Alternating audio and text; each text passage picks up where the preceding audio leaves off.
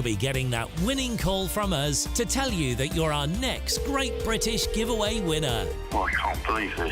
Oh my God, this is amazing. That is absolutely fantastic. We're over the moon. I've never won anything like this in my life. Oh, you shocked me.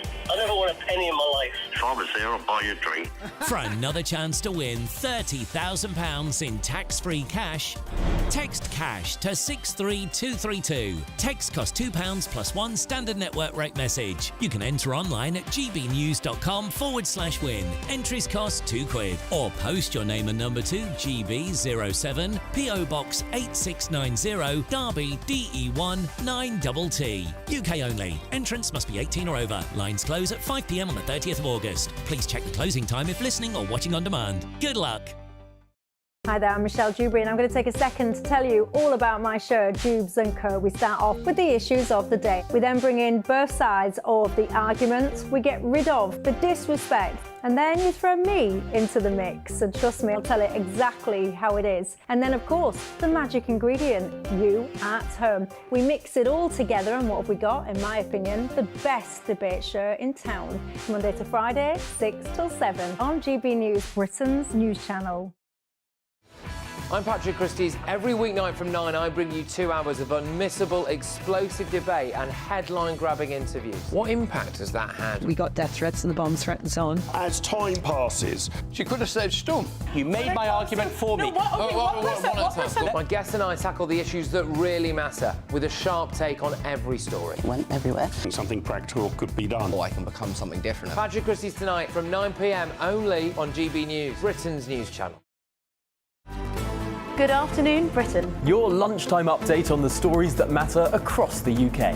From breaking news and insightful analysis, inspiring stories and lively debates. Are you comparing yourself to a former Prime Minister? Which is it? Stay informed, stay updated, stay entertained. I just don't know how anyone would not want to be there. Every weekday from midday. We are Good Afternoon Britain, only on GB News. Britain's news channel. Are the newspapers getting you down? My wife didn't divorce me that month. Struggling to separate the wheat from the chaff? I know that it's a bit of a circus at the best of times. Well, don't worry, Headliners has got you covered. We'll take the burden of reading the day's news, and if we get depressed, who cares? It's an occupational hazard, frankly. That's Headliners on GB News from 11 p.m. till midnight, and the following morning, 5 till 6 a.m. on GB News, the comedy channel. Nah, just kidding. Britain's news channel.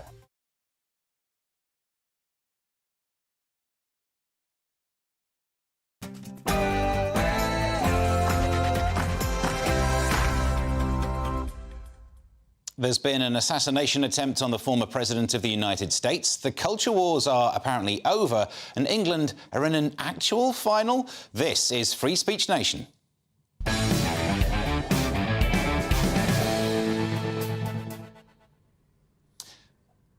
Welcome to Free Speech Nation with me, Stephen Allen, standing in for Andrew Doyle.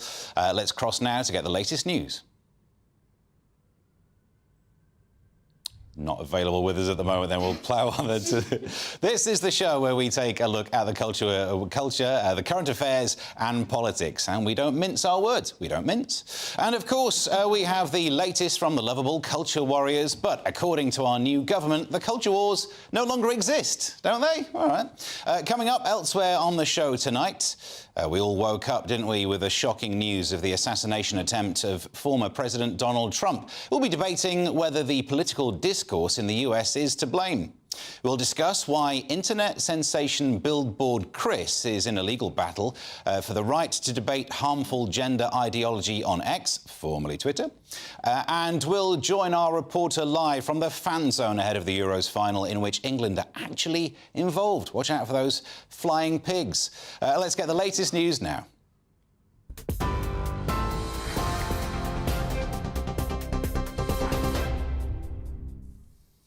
Steve, thank you very much and good evening to you. It is just after 7 o'clock and the top story from the US tonight is that we now know the person shot and killed in the assassination attempt on Donald Trump has been named as 50-year-old Corey Comparator.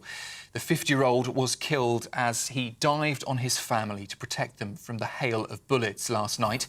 Former President Trump was addressing a crowd at a major rally in Pennsylvania when he was shot at.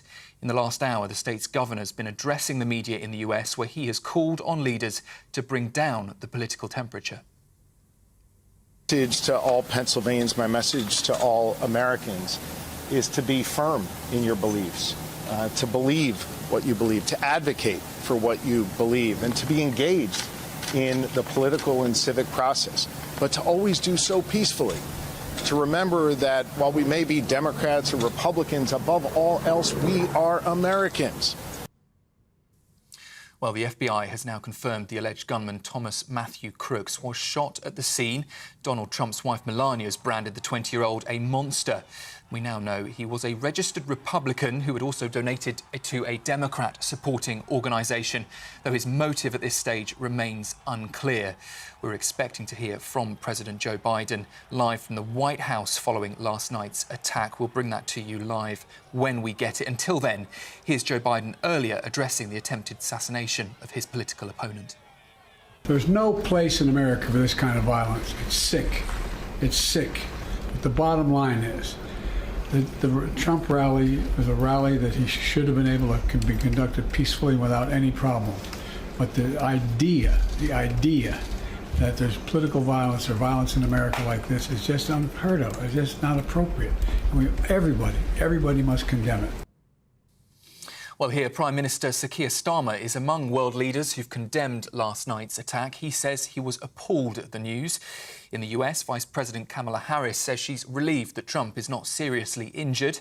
And billionaire Elon Musk says he will continue to fully endorse the former president and hopes for his speedy recovery. And Reform UK leader Nigel Farage has said Trump's assassination attempt is another example of what he is calling liberal intolerance. New left liberal elite have this sort of form of intellectual superiority where they believe they're better human beings than those on the centre right. And that is what's run through media, education, and that is at the heart of this problem, liberal intolerance. And I did say to him, if I hadn't been elected to Parliament, I'd be with him this weekend. So I would have been at that rally if I decided not to stand for Parliament. But I've now decided, Tom, in the light of what's happened, that I will fly out to America this week. I will go and see my friend, and I'll do it. I'll listen to his acceptance speech at the convention on Thursday, and I'll do it not just as a friend, but I'll do it because we have to stand up for democracy. We have to stand up for people to be able to campaign.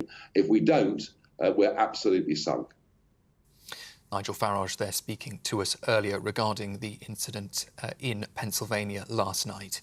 Well, here at home, the mother of missing teenager Jay Slater says she is aware of vile conspiracy theories surrounding her son's disappearance. Debbie Duncan's released a statement as it now approaches a month since the 19-year-old went missing on the island of Tenerife. He was last heard from on the 17th of June. He told a friend he'd missed a bus, he was lost and had cut his leg. Excuse me. And finally, it's because the football's so exciting, a first major men's football title, almost 6 decades in the making, is within England's grasp in tonight's Euro 2024 final. Standing in their way, a Spain side who've won every game they've played in the tournament so far.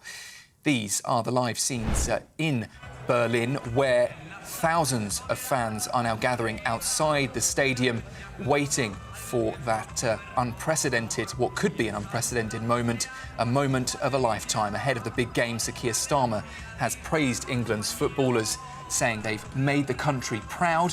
And in a letter to Gareth Southgate and the team, the Prime Minister emphasised their graft and hard work, wishing them the very best. Gareth Southgate and his players, as I say, they are hoping to win England's first trophy since 1966. I'm not a believer in fairy tales, but I am a believer in dreams. And we've had big dreams. We've felt the need and the importance of that. But then, you have to make those things happen.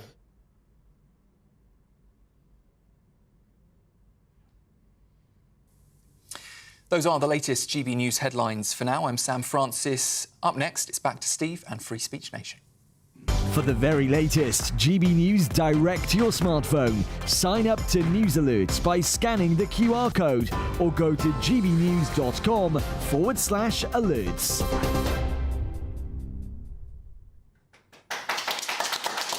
welcome to Free Speech Nation. I'm Stephen Allen. Sitting in today, my comedian guests this evening are Leo Kearse and Lewis Schaefer, two people who also don't care about football, or you'd rather invoice than watch football. That's the... I love football, but I love money. Yep, fair enough. And, well, he doesn't believe in fairy tales, he doesn't believe in dreams. What happens if you dream a fairy tale? He's got himself on the horns of a dilemma there, hasn't he, Leo? I don't know, but I don't really like football. I just like proper sports, like, you know, the one where you slide a rock across some ice? Oh, yeah. Scotland is good at. Yeah, curling, sweet. Well, let's get some questions from our audience. Our first question is from John. Where's John? Good evening. First question is straight off the top of the news. What does the attempted Trump assassination tell us about the state of free speech? What does the attempted Trump assassination tell us about the state of free speech? Well, 10% of Americans support violence to stop Trump's re-election, according to a study that was carried out back in June by a professor of terrorism at the University of Chicago. Lewis, I'll turn to you. What have your thoughts been on the implications for free speech? I don't know if this is like a free speech issue. There have always been killing people in America. They kill people everywhere. This has nothing to do with free speech. It has been baited.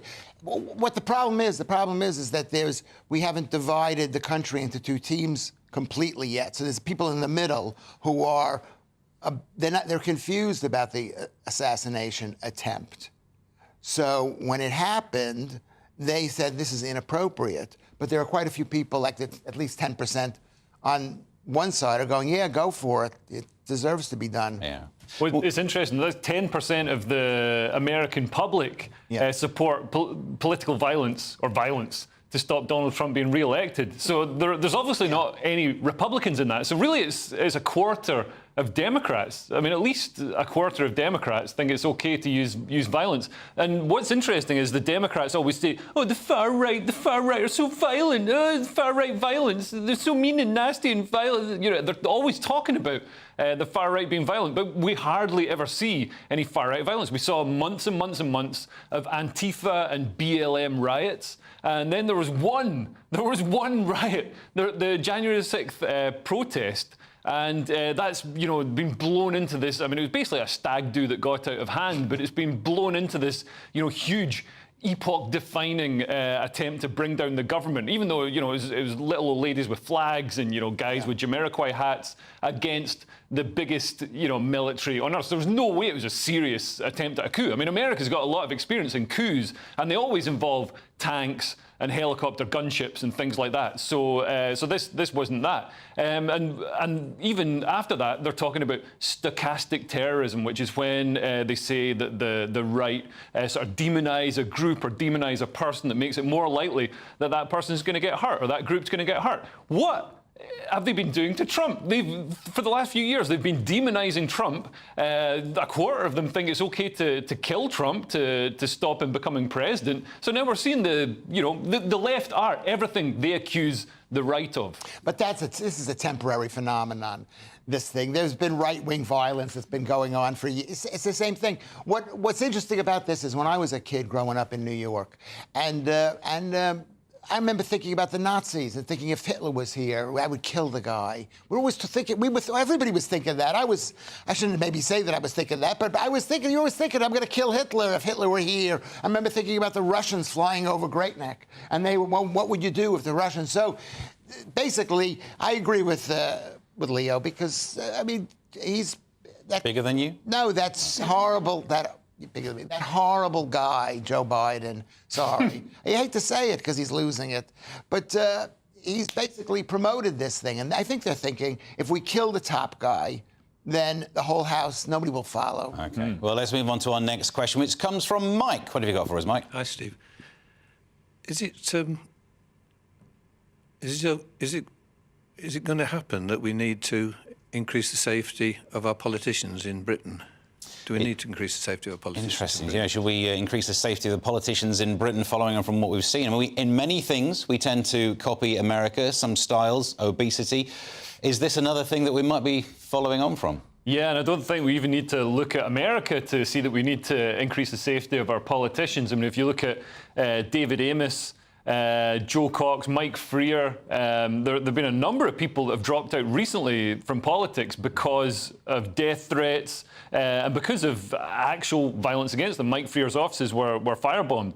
And a lot of these threats are coming from one particular section of society that I'm not going to mention because I don't want to get death threats either. But surely you already do. No, I already get enough.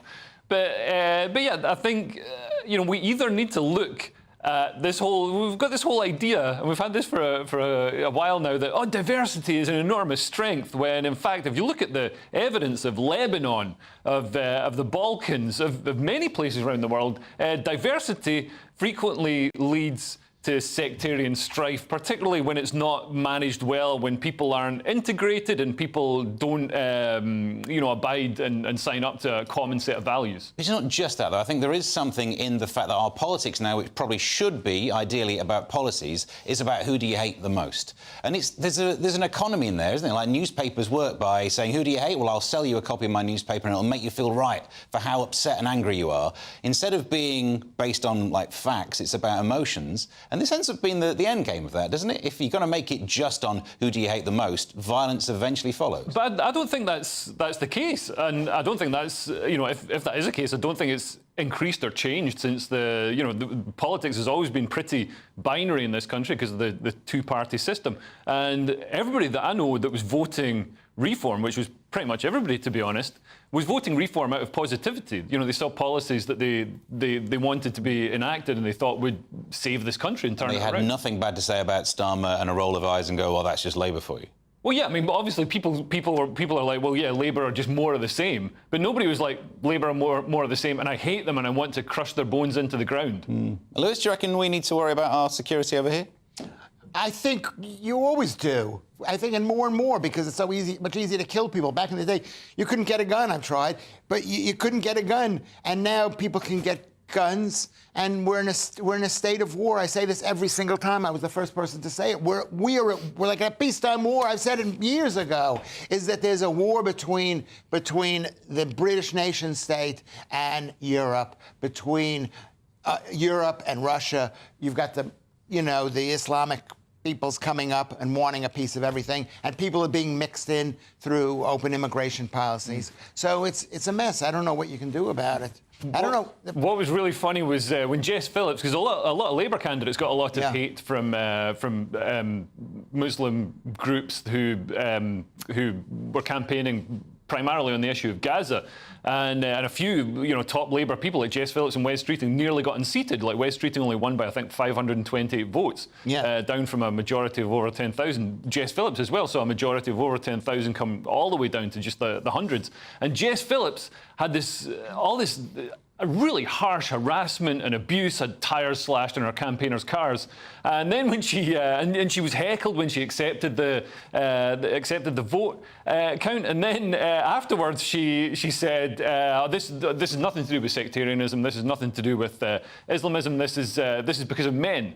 Like just finding the one segment in society you're allowed to blame things on. It's like, were there Christian men in that group of men shouting abuse at you? Were there Jewish men? Were there Zoroastrian men? No, I don't think so. Yeah, but you're being so ridiculous, because you're saying if there were no, this Islamic situation going on right now, we'd have peace. The fact is, the entire world is at war right now. No, but that's a nonsense, because I mean, look at Lebanon. It was a prosperous, stable country when it was a majority Christian country. Yeah, and times change, and things do change. Yeah, what and changed? I'm not saying that having millions of people come in who might hate you is not good, is not peace. But it's like what's happening in America. There's a revolution, a civil war coming, and it's not a Muslim.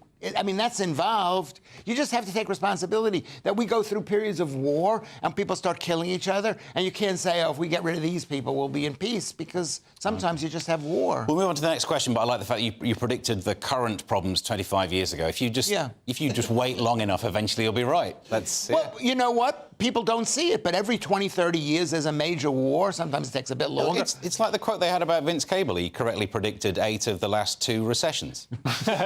Our next question is from Gavan. What have you got for us? Yeah, good evening. This is probably more for Lewis than anybody else. Oh, there you go. Yeah.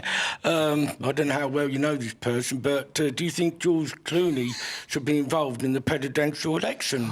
Well, it's very interesting. Wait a minute, let me reset this up. George Clooney, it's because he authored an op-ed in the New York Times last week that called for Biden to go. Clooney had said that he'd seen Biden at a Democratic fundraiser in LA, and he said it wasn't the same man. He means, like, metaphorically, or maybe it means it's not the same man. There's stuff online about that he's been cloned or something. So now we've got all the conspiracy theories out there. Now we can go to you, Lewis. Well, thank you very much for that. The truth is, I made a movie with George Clooney.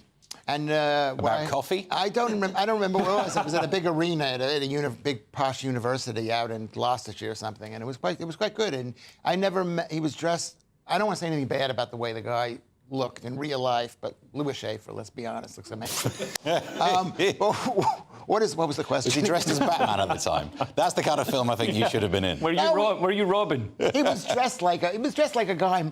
He's basically my age, sort of a bit younger. But he was dressed wearing, like, American-style blue jeans. It was sad. Anyway, so back to the question, though. Do you think he should get involved in, like, he should politics? Stand... He's younger than Biden. Yeah, he is younger, and I think people might like him. His team would like him. But that's the problem with Biden. Biden's lost it. But his belief system is followed by at least, or possibly, half of the population of Britain, of America. So, and, you know, they just need somebody else in there to get those votes after people forget how horrible they were to Donald Trump. So I would say the president doesn't do anything as much as you think he does. So Clooney would be good for that.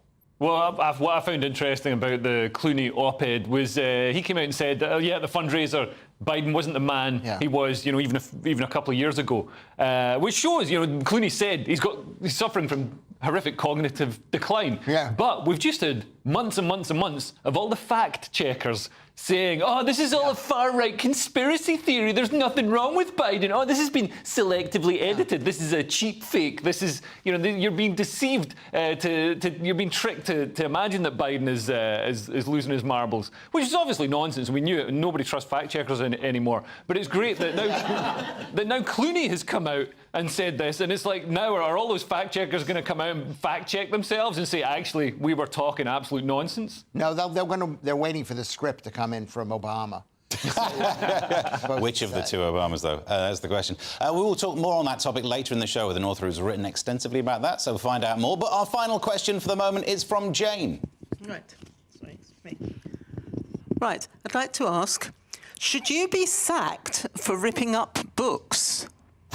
This is not specifically about me. This is about Waterstones. A book influencer was sacked by claiming that she would enjoy tearing up a book of a gender-critical author. This is Tilly Fitzgerald, who had built up a 90,000-strong online following, and then she was sacked by Waterstones after stating online in a post that she would enjoy tearing up the books of a gender-critical author.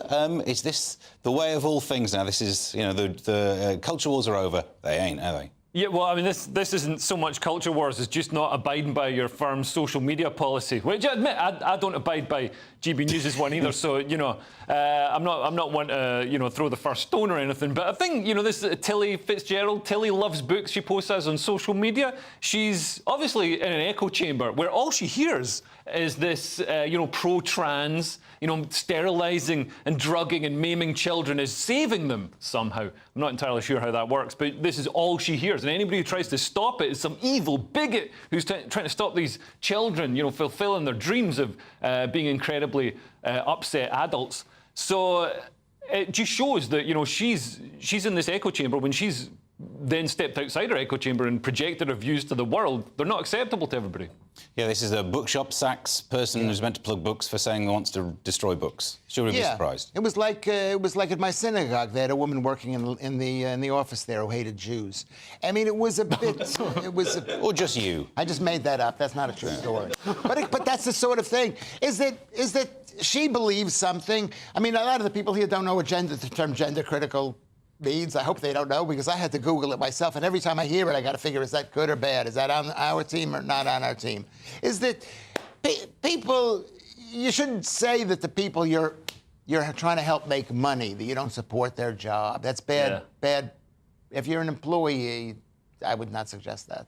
Well, next on Free Speech Nation, we'll be debating whether the political discourse in the US is to blame for the assassination attempt on former President Donald Trump. So, don't go away.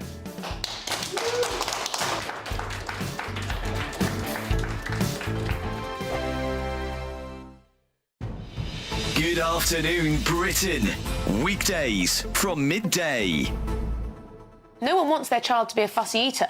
But what is the secret to expanding your child's culinary horizons? Is there a way to get kids away from the kids' menu, the fish fingers, the chips? Joining us now is the UK's top-selling author of children's cookery books, Annabelle Carmel. Good morning, Annabelle. Thank you. So lovely to be here. So, first of all, what's the issue with kids just having the traditional easy meals like fish fingers, you know, chips, beans? It really depends if they've got preservatives in them, if they're full of salt. So I like to make them myself, and it's really easy. So I make my own chicken glazed nuggets, and super easy to make using proper pieces of chicken.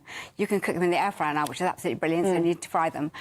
And I think that it's really important that children grow up loving good food, because they make their minds up by the age of 5 what they like and what they don't like, and it's quite difficult to change their minds after that.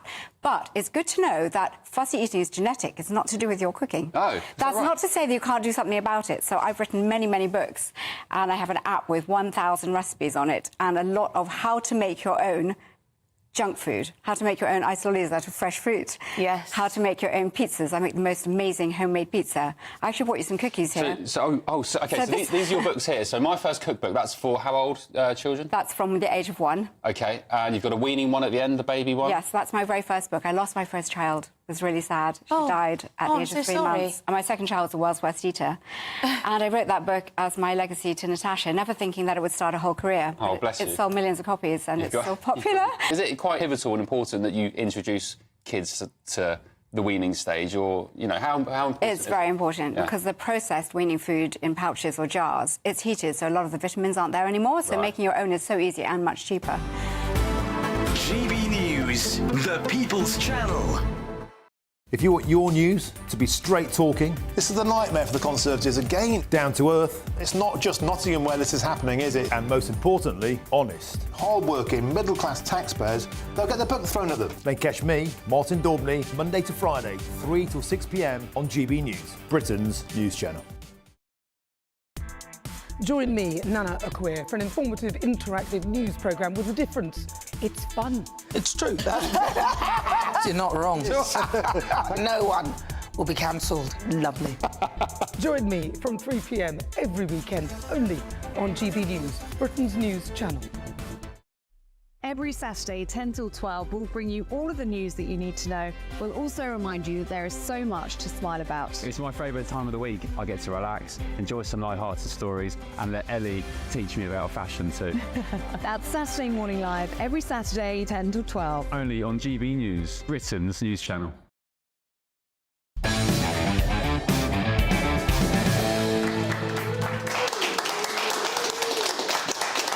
Welcome back. Political violence has returned to America. Donald Trump shot during an attempted assassination at a rally in Pennsylvania. Here is the moment shots rang through the rally, and Trump was quickly yet defiantly pulled off stage by a Secret Service. If you want to really see something that's said, take a look at what happened.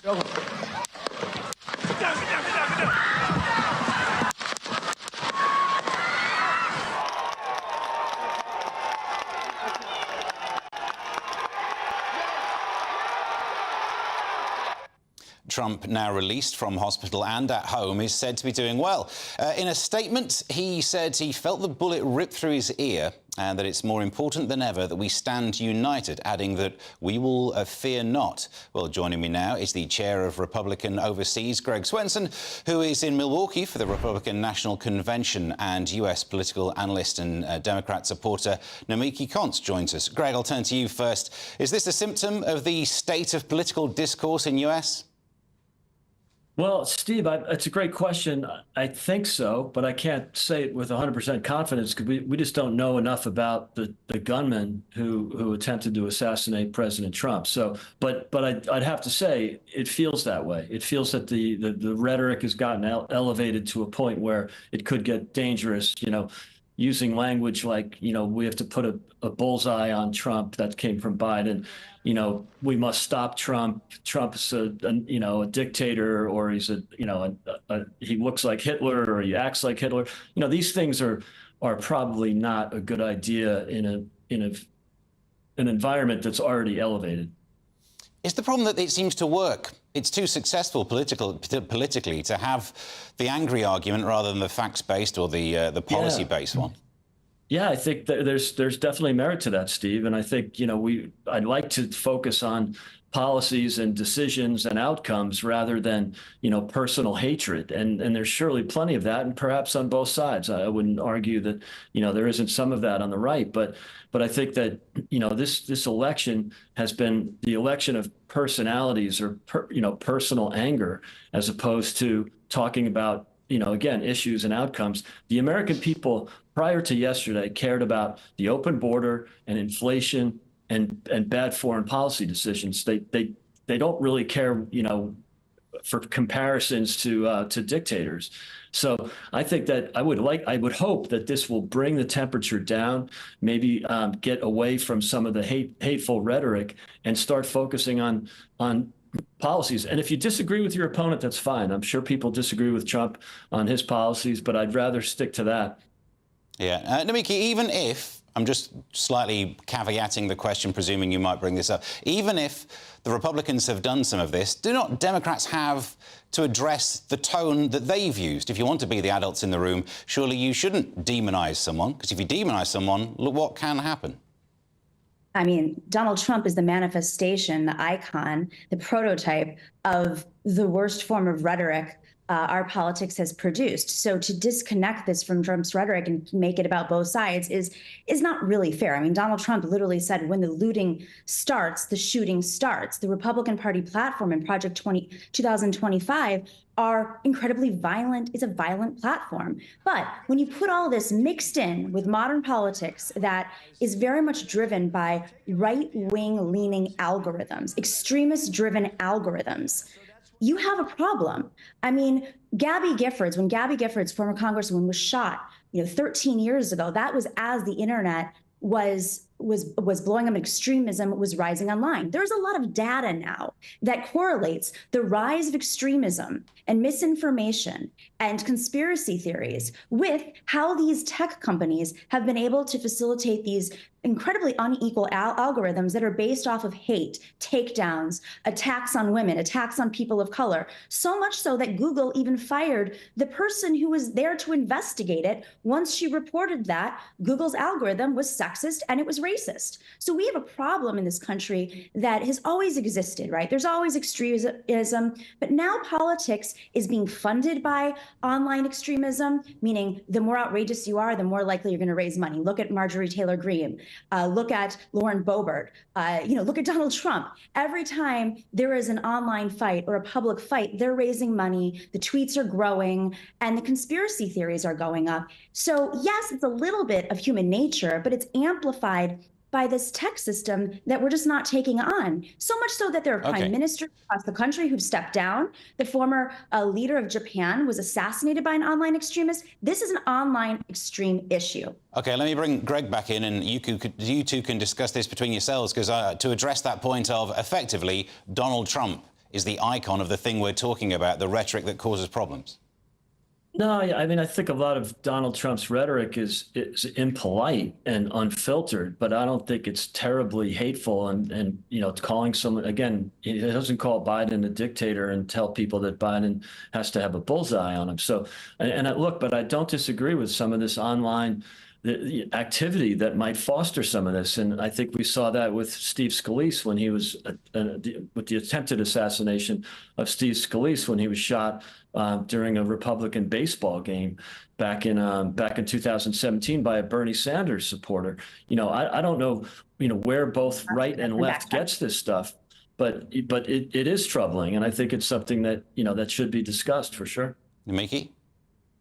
Listen, you're going to have extremists everywhere. There have been since the beginning of time. I mean, we've had several assassination attempts and assassinations in our country's history. It's just amplified now. And when the ecosystem, the political ecosystem, is built off of outrage and anger, every single time there's a debate, every day I open my emails and it's Republicans and Democrats saying, "Did you hear what so-and-so said? Give $50 now so we can take them on." Don't you have the responsibility to lower that temperature yourself then, or at least your side to lower it? I mean, both sides at the moment, from what we see over here, are making this an election about the end of democracy. That's not lowering the temperature at all. Democracy, and I think that's a very serious thing to keep in mind. Women's rights have been completely reversed in the last 45 years. I mean, Project 2025 literally wants to imprison women. I mean, this is outrageous. We are reversing ourselves, and we're becoming a plutocracy. I mean, this is not about. When we say we're at the end of democracy, I'm in Europe right now. I was at a political conference last week with world leaders of all different backgrounds who are extremely concerned about the state of democracy and stability in the United States and the implication across the world. Yes, it is about democracy. You had Brexit. You know what the ramifications were. When the right wing, the far right, is being funded by foreign interests that are against the, with respect to my colleague here, who I do think is fair-minded, you have a problem in your party. There are people who are cozying up to dictators around the world. Donald Trump wanted to rip apart every single bureaucratic entity in our country. He couldn't staff the State Department. He put austerity on every different, he wanted to eliminate public schools. Okay. This is the end of democracy. Yes, it is about democracy. Well, thank you very much to both of you, Greg Swenson and Naomi Konth. Thank you for that. We'll talk more about that later. Next on Free Speech Nation, Billboard Chris, the activist and Canadian father known for wearing a sandwich board, has mounted a legal defence of free speech in Australia. We'll hear why next.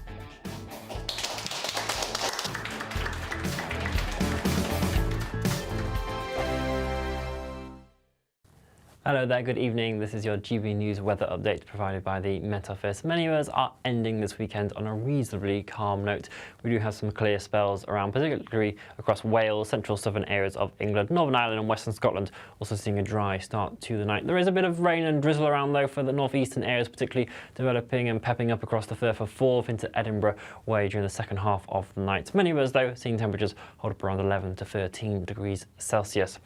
For your early morning rush hour then on Monday, there will be a little bit of cloud around, certainly for the northeast of Scotland, some drizzle underneath all of that, perhaps some misty, murky conditions, particularly around some coastal areas. But generally further towards the west, there will be some quite bright sunshine first thing. Still, though, that drizzle perhaps lingering through the central belt. Northern Ireland getting off to a pretty fine start for this new working week, some sunny spells in there, and also for parts of northern England it will be much brighter compared to recent days that we have seen, feeling a touch better here. For the far south though, it is this area of rain that we have our eyes on. This will be turning very heavy very quickly as we head throughout the morning, with some thundery downpours, possible torrential rain. There could certainly be some difficulties on the roads and travelling, so do take care here. And there is a rain warning in force for southwest England and Wales throughout much of Monday. That will steadily push its way northwards, perhaps skirting into eastern areas as well. Feeling a little cool underneath that rain, 18-19 degrees Celsius, but the northern half of the UK faring quite well, around 20-21 degrees Celsius here, just with an ice or shower to watch out for. Into Tuesday, that area of low pressure that's bringing the rain to the southwest will just sort of slowly grind to a halt across some central areas, so it is still with us. The band of rain will be swirling its way around, first thing on Tuesday for parts of Wales, the Midlands, into parts of Yorkshire and Lancashire as well. Behind that, we'll start to see some sunny spells and showers developing again. Some of those will be on the sharp side at times. Wednesday looks like it could be a slightly drier day for many of us, but there is further rain on the cards towards the end of the week. Bye-bye. Hi there, I'm Michelle Dewberry and I'm going to take a second to tell you all about my show, Dubes & Co. We start off with the issues of the day. We then bring in both sides of the argument. We get rid of the disrespect. And then you throw me into the mix. And trust me, I'll tell it exactly how it is. And then, of course, the magic ingredient, you at home. We mix it all together and what have we got, in my opinion, the best debate show in town. Monday to Friday, 6 till 7 on GB News, Britain's news channel. Are the newspapers getting you down? My wife didn't divorce me that month. Struggling to separate the wheat from the chaff? I know that it's a bit of a circus at the best of times. Well, don't worry. Headliners has got you covered. We'll take the burden of reading the day's news, and if we get depressed, who cares? It's an occupational hazard, frankly. That's Headliners on GB News from 11 p.m. till midnight, and the following morning, 5 till 6 a.m. on GB News, the comedy channel. Nah, just kidding. Britain's news channel.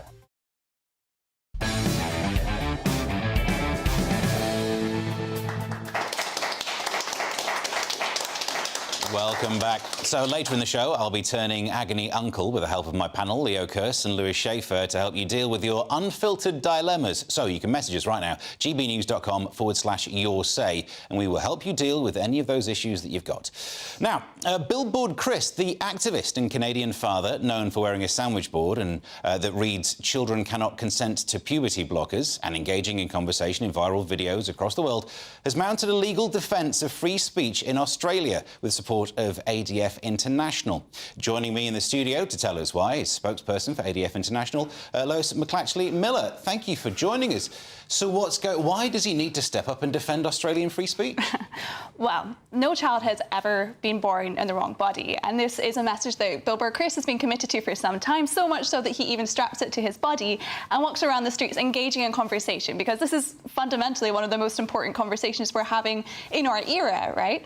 And so Billboard Chris has been engaging in this for a while, and he took to Twitter recently to express concern because the WHO, in setting guidelines on transgender care around the world, had appointed experts to a panel, including a very specific transgender activist who the Daily Mail had reported was engaging also in promoting inappropriate things like bondage and bestiality and things that are not appropriate for a WHO expert, in Chris's opinion. I'm going to say in Chris's opinion. In Chris's opinion.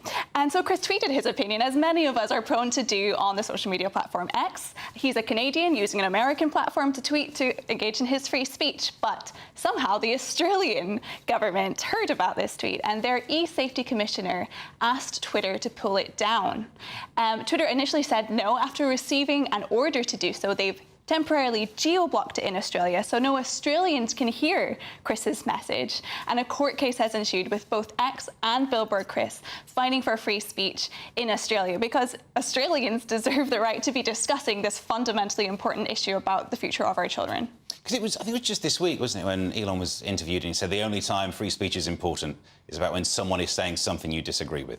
Because obviously, if someone says something you agree with, then of course you'd think you like that free speech. Everyone laps that one up. But this is not even necessarily about the topic, is it? There must be many people who disagree with what Billboard Chris is saying, and they have the right to disagree with it. How are they going to know what they're disagreeing with if they never get to read it? Well, exactly. And I think what makes this case more sinister is this isn't a casual case of cultural cancellation. This is a state authority telling a citizen, not even of their own country, that they are not allowed to express an opinion, A, about an important topic, and B, about a policy-making body that is going to be affecting governments around the world. And we're seeing this as with ADF International. We're seeing a trend of this across Western countries, with governments interfering in what is a peacefully expressed opinion on Twitter. In Finland, we have another case where a grandmother and politician is at the Supreme Court later this year because she tweeted a Bible verse and expressed concern about her church's involvement in a pride parade.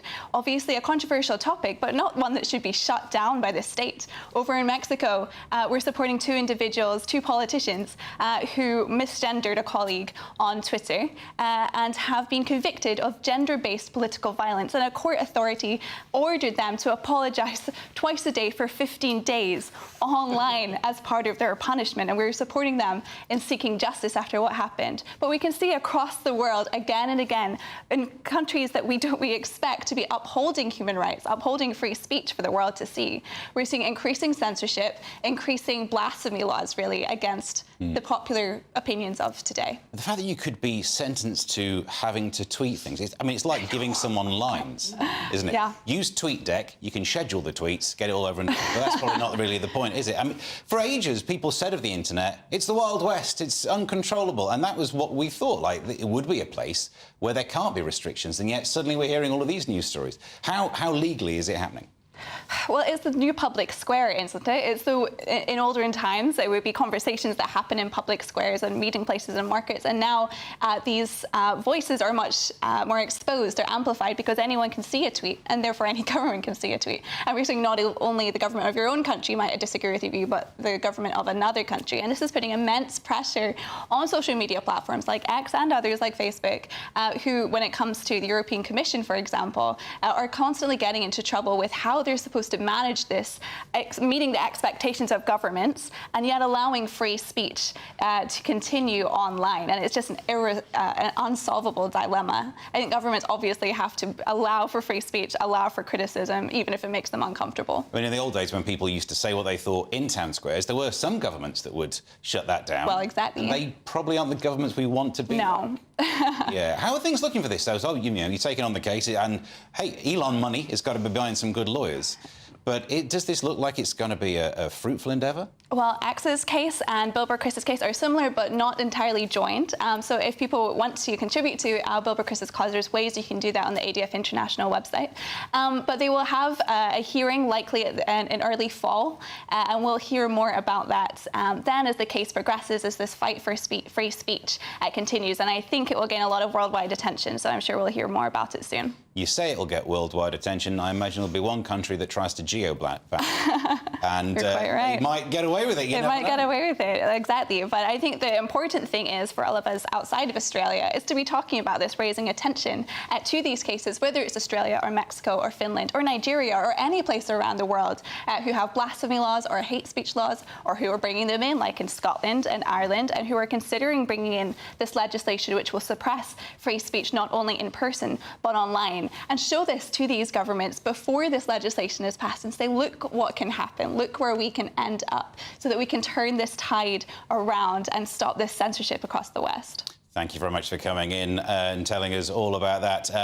That's Lois McLatchley-Miller from ADF International. So, next on Free Speech Nation, it's coming home. Is it? Does it remember where it lives? Our reporter Anna Riley is live in the frantic fan zone next. Don't move a muscle.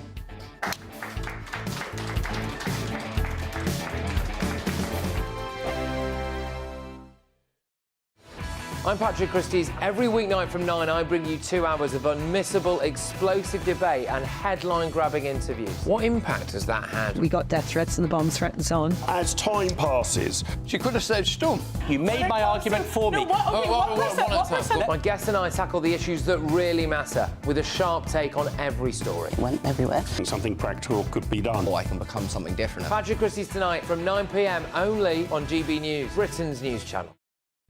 This is GB News, Britain's news channel. I'm joined now by Stefan Kyriasis to give us the latest on everything theatre. So, yeah, we're going in first with Starlight Express, which is back. It's not in the West End. It's out at Wembley at the Troubadour Theatre, which is a big, almost kind of warehouse space, which suits because, as you know, have you seen the show? Starlight Express was my first ever musical. I must have been about 7 or 8 years old. I only saw it once, but I remember it being magical. Well, this one, it's 1984 it started, and it's still running in Bochum in Germany in a huge arena. So basically what we've got, they've slightly tweaked it, and there's a little boy or little girl, depending on the cast, going to bed, obsessed with toy trains and dreaming of trains. Everybody is dressed up. To me, it looks like a cross between Tron and Priscilla, Queen of the Desert. I don't really think any of them look remotely like a train, but hey, the songs are Andrew Lloyd Webber. It's pop mixed with kind of cod 1950s rock and roll, some power ballads. The lyrics are politely like something out of an old speak and spell machine or something, you know. He's a steam train, they're out of date, he's being bullied by the diesel and the electric, and he falls for this carriage, the first-class carriage, new girl Pearl, and he wants to impress her, so he enters a race, and that's pretty much it. And when the races happen, all these barriers come up around where we're sitting, the lights are flashing, the music's thumping. It's utterly ridiculous, and I felt like a kind of teenager that was huffing sherbet dib-dabs off a giant block of sugar. It's so much fun, and the really crucial thing about it all is that somehow, in the middle of all of that, I felt myself getting into the story. And when Pearl and Rusty have their little duet, I was very moved. And there's this big starlight sequence, which is the inspiration, the magical starlight that he's seeking. It's beautiful. GB News, the People's Channel. Good afternoon, Britain. Your lunchtime update on the stories that matter across the UK. From breaking news and insightful analysis, inspiring stories and lively debates. You're comparing yourself to a former Prime Minister. Which is it? Stay informed, stay updated, stay entertained. I just don't know how anyone would not want to be there. Every weekday from midday. We are Good Afternoon Britain, only on GB News. Britain's news channel.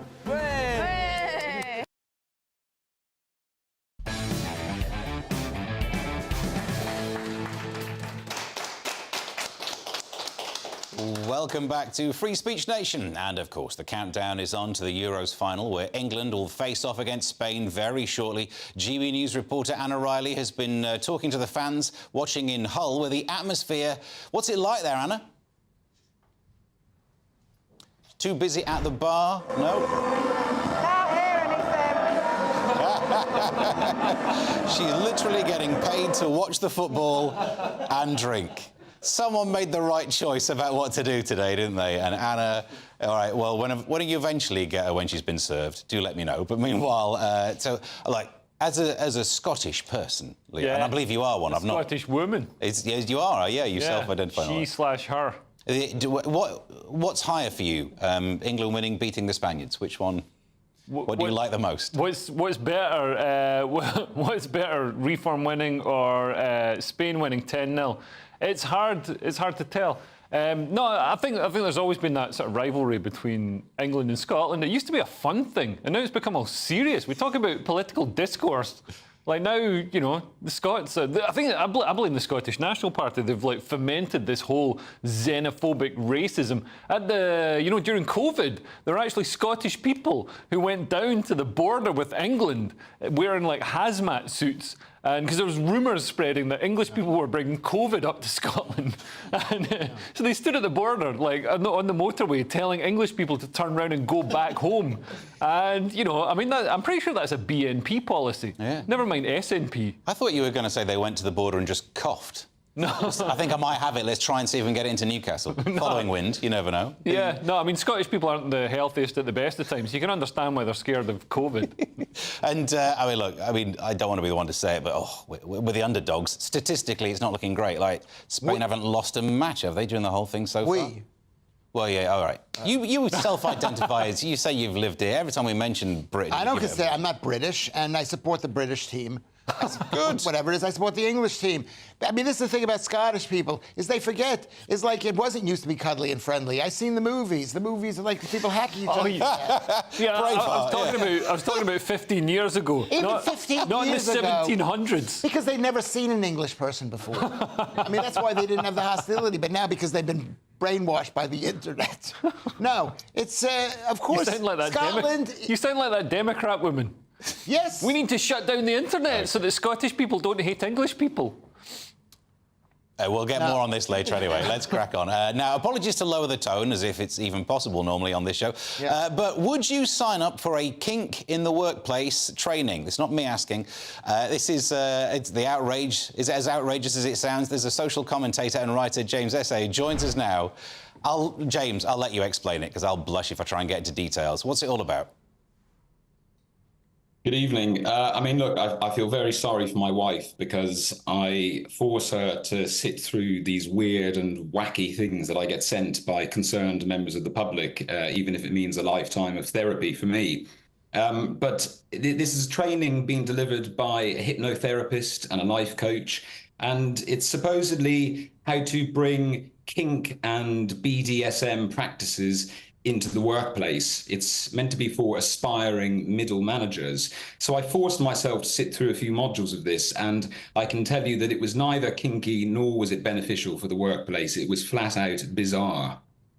Look, we've all got bosses who've been a bit like that, but was there any part of it that was useful? I don't know how much you could give us the details of the kind of stuff you learned at this time of day on the TV, but what was it all about? Well, it was taking very basic workplace concepts and then trying to kind of kinkify them. So, for example, it talked through how to use workplace risk assessment, but rather than Johnny tripping over a cable or Sue spilling some hot tea on her lap, it was about what happens if you whip somebody with a flogging strap in the wrong part of their body, causing them an injury. Or, for example, instead of talking about engaging with stakeholders, it talked about how to best engage with your gimps. This is word for word what is contained within this training. And you know, he's charging 80 quid a pop for this. And it gets even more bizarre because one would think for workplace training, you know, someone would want to celebrate that, maybe even go and tell their manager, I've just undertaken this brand new training, but not this training, because users are told that if they want to use a discrete payment label to appear on their bank statement, that's on offer too. So what is meant to be workplace training sounds more like hiring a prostitute or purchasing some pornography. It's very strange indeed. And that's more the kind of thing you do in the House of Commons. But look, I mean, would you put it on your CV? What kind of... Did you fall for a prank, is what I'm thinking here? The idea that there's a training course that teaches you how to use Kink at work, but clearly you can't, because HR would surely have a word with you straight away. Is it just about getting the 80 quid out of, I can't say the word perverts, but you know what I'm talking about? Well, we're living in a world in which we're meant to indulge and even celebrate people's weird practices, fetishes, sometimes even perversions. I think that this individual is taking people's hard-earned money, you know, and at the end of the day, these individuals want to be affirmed, and this affirms them to, you know, but I think it's very bizarre because there's something quite, I'd say, unethical, actually, about going to the workplace and viewing your colleagues through a lens of BDSM. But, you know, we joke about some of the content of this, but I've come across other very, very dangerous training taking place in the United Kingdom. So, for example, there's a therapeutic organisation called the College of Sex and Relationship Therapists. It's an accredited body. And they recently did a webinar for their members, essentially justifying bestiality. They call it animal play. And they say that because of things like Beauty and the Beast, that this is already normal within our culture, this idea that human beings might want to shack up with animals. And they attempt to try and justify this. And bear in mind, this is training being delivered to therapists who are then going to offer this to vulnerable clients. They even go on to say that sleep play, in other words, people who have a sexual fantasy of having sex with people who are unconscious, that is okay on the basis that we have a film called Sleeping Beauty. OK, is anyone going to step in and regulate this at any stage? Because it feels like someone should. Well, precisely, but I think culturally things have almost gone too far. You know, we think about LGBTQ+, and this is now being used as an umbrella to catch all of these weird, you know, perversions. And historically, you know, we were taught as a society to be tolerant, to be accepting, but now we're told that we must celebrate. You know, that's why we've got drag acts going into kindergartens to perform for children. That's why we've got, you know, London police parading next to men in fetish gear at last week's London Pride Festival. So I don't really know how we roll back from this, but we certainly need to, because I sincerely worry for the future of humanity. But at least you've done the training course now, so you can definitely put it on your CV. You never know, you might get hired. Thank you very much for that, James Esses, who's fully trained. I'll tell you what, I'm going to go and watch Beauty and the Beast again and think differently. It's the end of the first of our Free Speech Nation. Don't go anywhere. There's lots more to come between now and 9. I'll see you in a few minutes. A brighter outlook with Box Solar, sponsors of weather on GB News. Hello there, good evening. This is your GB News weather update provided by the Met Office. Many of us are ending this weekend on a reasonably calm note. We do have some clear spells around, particularly across Wales, central southern areas of England, Northern Ireland and western Scotland, also seeing a dry start to the night. There is a bit of rain and drizzle around though for the northeastern areas, particularly developing and pepping up across the Firth of Forth into Edinburgh way during the second half of the night. Many of us though seeing temperatures hold up around 11 to 13 degrees Celsius. For your early morning rush hour then on Monday, there will be a little bit of cloud around, certainly for the northeast of Scotland, some drizzle underneath all of that, perhaps some misty, murky conditions, particularly around some coastal areas. But generally further towards the west, there will be some quite bright sunshine first thing. Still, though, that drizzle perhaps lingering through the central belt. Northern Ireland getting off to a pretty fine start for this new working week, some sunny spells in there, and also for parts of northern England it will be much brighter compared to recent days that we have seen, feeling a touch better here. For the far south though, it is this area of rain that we have our eyes on. This will be turning very heavy very quickly as we head throughout the morning, with some thundery downpours, possible torrential rain. There could certainly be some difficulties on the roads and travelling, so do take care here. And there is a rain warning in force for southwest England and Wales throughout much of Monday. That will steadily push its way northwards, perhaps skirting into eastern areas as well. Feeling a little cool underneath that rain, 18-19 degrees Celsius, but the northern half of the UK faring quite well, around 20-21 degrees Celsius here, just with an ice or shower to watch out for. Into Tuesday, that area of low pressure that's bringing the rain to the southwest will just sort of slowly grind to a halt across some central areas, so it is still with us. The band of rain will be swirling its way around, first thing on Tuesday for parts of Wales, the Midlands, into parts of Yorkshire and Lancashire as well. Behind that, we'll start to see some sunny spells and showers developing again. Some of those will be on the sharp side at times. Wednesday looks like it could be a slightly drier day for many of us, but there is further rain on the cards towards the end of the week. Bye-bye. That warm feeling inside from Boxed Boilers, sponsors of weather on GB News.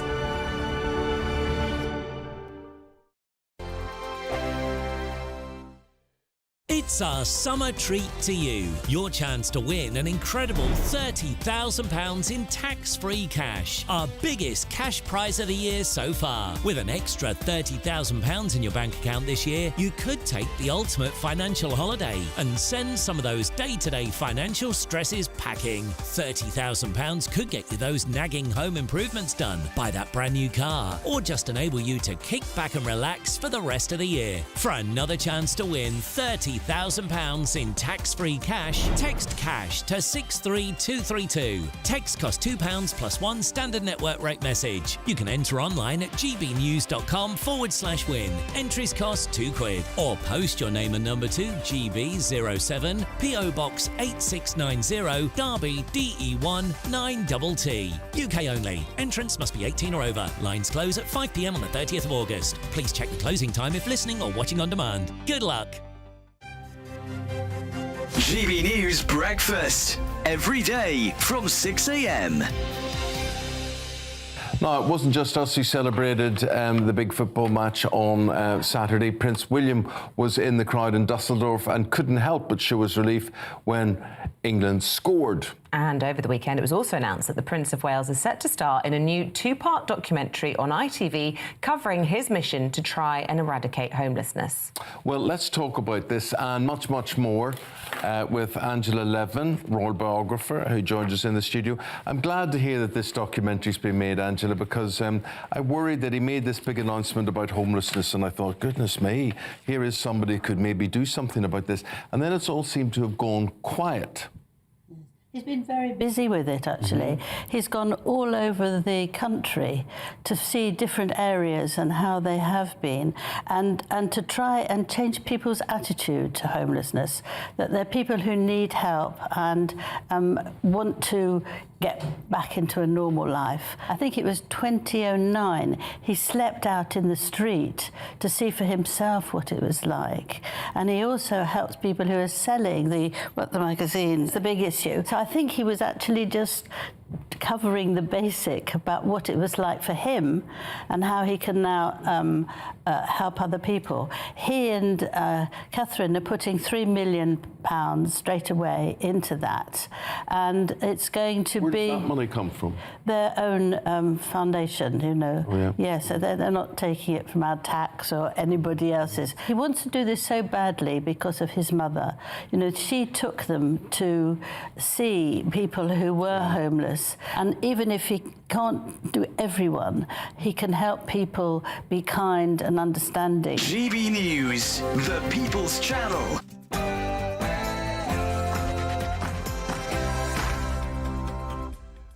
There's plenty more still to come on Free Speech Nation, including the best social sensations you might have missed this week. But first, the news with Sam Francis.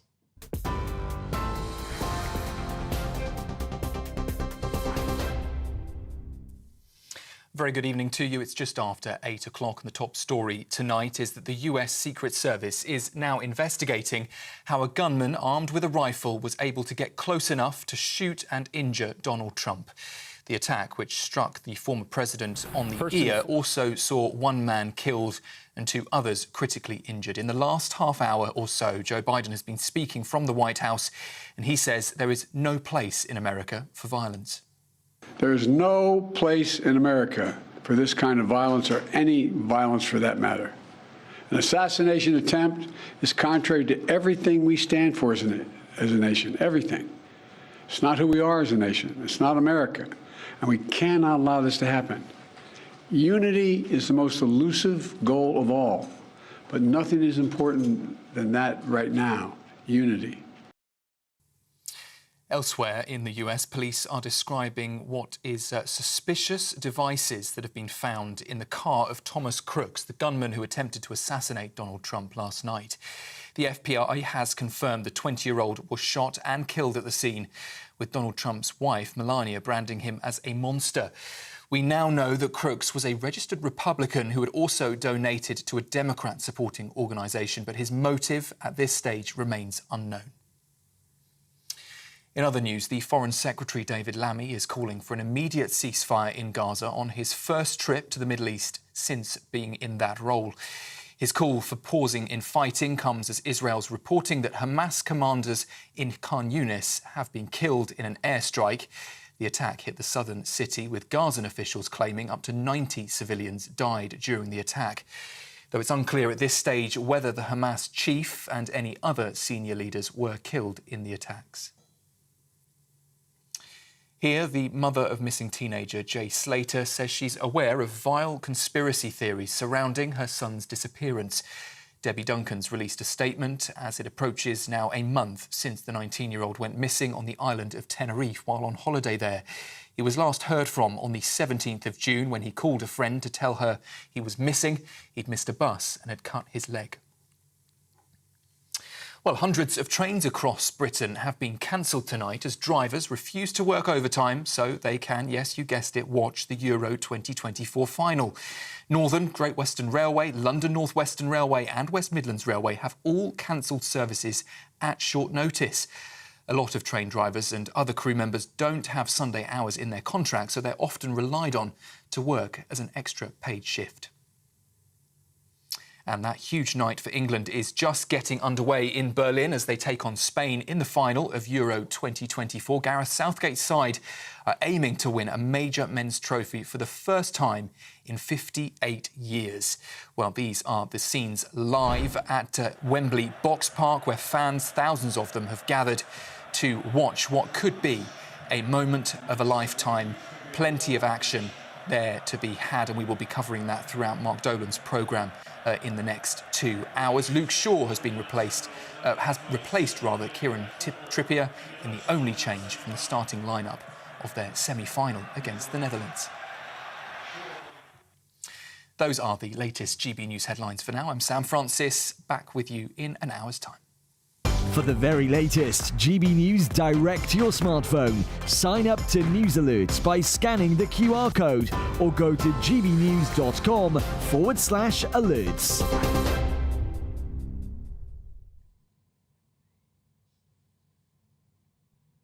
Welcome back to Free Speech Nation. Loads to come, but first let's get more questions from our lovely studio audience who've kindly chosen to spend such a momentous Sunday evening with us, and hopefully not by accident. Our first question in this section, Barbara, what have you got for us? Are Trump allies right to blame the Biden campaign for the assassination attempt? Are Trump allies right to blame the Biden campaign for the assassination attempt? Top allies of Donald Trump quickly accused President Biden and his supporters of using rhetoric that led to the shooting. The central premise of the Biden campaign is that President Trump is an authoritarian fascist who must be stopped at all costs, is one take on it. Leo, is that the rhetoric to blame? Is that what causes this, or is it people who aren't necessarily all there in the head and guns? No, man, I mean, this is one instance that the Democrats actually haven't called for gun control after, because they've seen that guns are their one way to stop Donald Trump. Instead, you saw that Democrat woman just a moment ago that you're interviewing saying, oh, we need to shut down, we need to restrict social media because there's all this sexist, far-right propaganda being shared on social media. So she follows you? Trump wasn't killed because of sexism or because of stuff being shared on social media. Trump was killed because of. Trump wasn't killed, by the way. Oh, that's a good point. Good news. That's a good point. Trump wasn't shot at. Trump wasn't. People didn't try to kill Trump because of conspiracy theories shared on social media. Somebody tried to kill Trump because of conspiracy theories shared by the mainstream media and by the Democrats and by everybody on the left. And I think we need to look at that. I don't know, you're looking at me. You give me that whole left-wing look. No, I was his question. No, that's not what I was going to say. I was like, it's not the only side that's been coming up with conspiracy theories. We'd think of QAnon. We'd think of a pizza place with a basement that didn't have a basement being where all the paedophiles are. Listen, the difference between right-wing conspiracy theories and left-wing conspiracy theories is that right-wing conspiracy theories come true about 2 weeks afterwards, and left-wing conspiracy theories are clearly nonsense. But it's not true that the Democrats drink the blood of babies from a basement of a pizza place that doesn't have a basement. Yeah, but that one's not come true. Are you just waiting for that? That'll be fact-checked on Snopes, and it'll be completely false. It's actually the house next door. OK. Lewis, your take on that? You can answer my question. No, bad things happen from everybody. Everybody's involved in this bad thing. But you can't blame Joe Biden for... If Joe Biden weren't here and somebody else was in charge, the exact same thing would happen. This is we're in a war, and when you're in a war, you say your enemy, the leader, is really bad guy. But using that phrase like it's time for the bullseye to be on him, you can pick. It's a nation that's definitely shot at some presidents before. Yeah. So maybe you don't say stuff like that. Right, you don't. But I don't think the bullseye. I don't think he's thinking we're going to shoot the guy. But I think what they are saying is that this is a life and death situation for his group of people, which are basically, pro-abortion, pro-COVID things, pro-mass immigration. This is what they're saying. They're saying we're gonna make sure that our side is taken care of. I don't know of all the words for Biden to get right. Our next question is from Stuart. What have you got for us, Stuart? Hello. Is it right to ban clothes promoting cultural appropriation? Is it right to ban clothes promoting cultural appropriation? This is Wireless Festival. Organisers have banned dozens of items from this year's 3-day event at Finsbury Park. They include clothing, garments, items which promote cultural appropriation. It doesn't specify which items we're talking about, raising questions over whether could it be sombreros again? Are they going the way of every time there's a mention of a sombrero, it upsets someone, doesn't it? Yeah, they're not very tasty. You're thinking of a Solero. Oh, okay. I don't know. What is cultural appropriation? Everything's cultural appropriation. When I see somebody doing stand-up comedy in this country or any country, I think they've stolen from the Jews. So maybe they shouldn't be allowed to do it. Cultural appropriation is good. When you see somebody wearing clothes, you go up to them and say, where'd this come from? And they say it's from Peru or something, and you've learned a bit about Peru. So what are we supposed to wear the same clothes? The idea of a lapel like this comes from another country. So we should not be allowed to wear them. I mean, you say everything's cultural appropriation. The flip side would be nothing's cultural appropriation. It's just having ideas on this planet. Yeah, no, absolutely. Nothing should be cultural appropriation. Like, I think as white people who invented, like, a lot of stuff, a lot of stuff that people like. I mean, you enjoying those wheels? You enjoying those chairs? You enjoying antibiotics? Like, we're not going to be like, oh no, slapping the antibiotics out of a sub-Saharan African doctor's hand because they're culturally appropriating them from us. No, we're happy that you've got these and it makes you happy. That's why I'm happy. Stuart is dressed like an African prince. This is why cultural appropriation is a good thing. It breaks down barriers between people. There's no such thing as appropriation. We're using other people's stuff because it's more efficient. The guy's wearing an American baseball hat because it was sunny outside today, so it makes sense. Nobody's appropriating anything. They're just saying this works for me at this moment. Yeah, they're saying I like this stuff. And it's great, to be honest, that it's happening at Wireless Festival, and I'm sure everybody going to Wireless Festival is a tedious Guardian reading Lefty. So I'm glad. I'm glad they get the joy ground out of them when they're walking in because they brought some Pocahontas beads with them. I think. Can I say something about that? Well, the Pocahontas beads, definitely. Is that it's part of this war thing, which is that team hates themselves and they hate the idea that we're having a good time and we haven't really paid for it legitimately ourselves. We basically stole it from slaves that our grandparents had or something. And so that's what this is all about. It's about, like you say, making people feel bad. Yeah. But there's no details on this. But there's also the keffiyeh headscarves, which on the issue of cultural appropriation, one factory making them said, no, this is absolutely fine. And it's interesting that when you're selling stuff, you're probably less likely to think people should be banned from wearing it. Yeah, I mean, because you want people, and there's lots of good feelings around the Gaza headscarves, because now that the situation is like all over down there and the hostages have been freed. So I'm against that too. Or was I in favor of it before? I can't remember. You do flip-flop. It's good. Our next question is from Mita. Good evening. Is it time for transgender men in boy bands? Is it time for transgender men in boy bands? Well, it's Simon Cowell that got us thinking about this. Reportedly invited transgender men to apply for his search to find the nation's next big boy band, or big boy band, depends which way that goes. The music mogul recently set out on this quest and plans for the search to appear on a Netflix documentary called The Midas Touch. However, the first round of auditions in Liverpool failed to draw a crowd, with onlookers saying that only 40 people turned up, which we'd take as a big audience. Leo, what's the thinking here? Is it just like, what's a great way to get in the Daily Mail? Yeah, I mean, it's probably just an attempt to get publicity, but I mean, never mind transgenderism. Why can't they have trans ageism?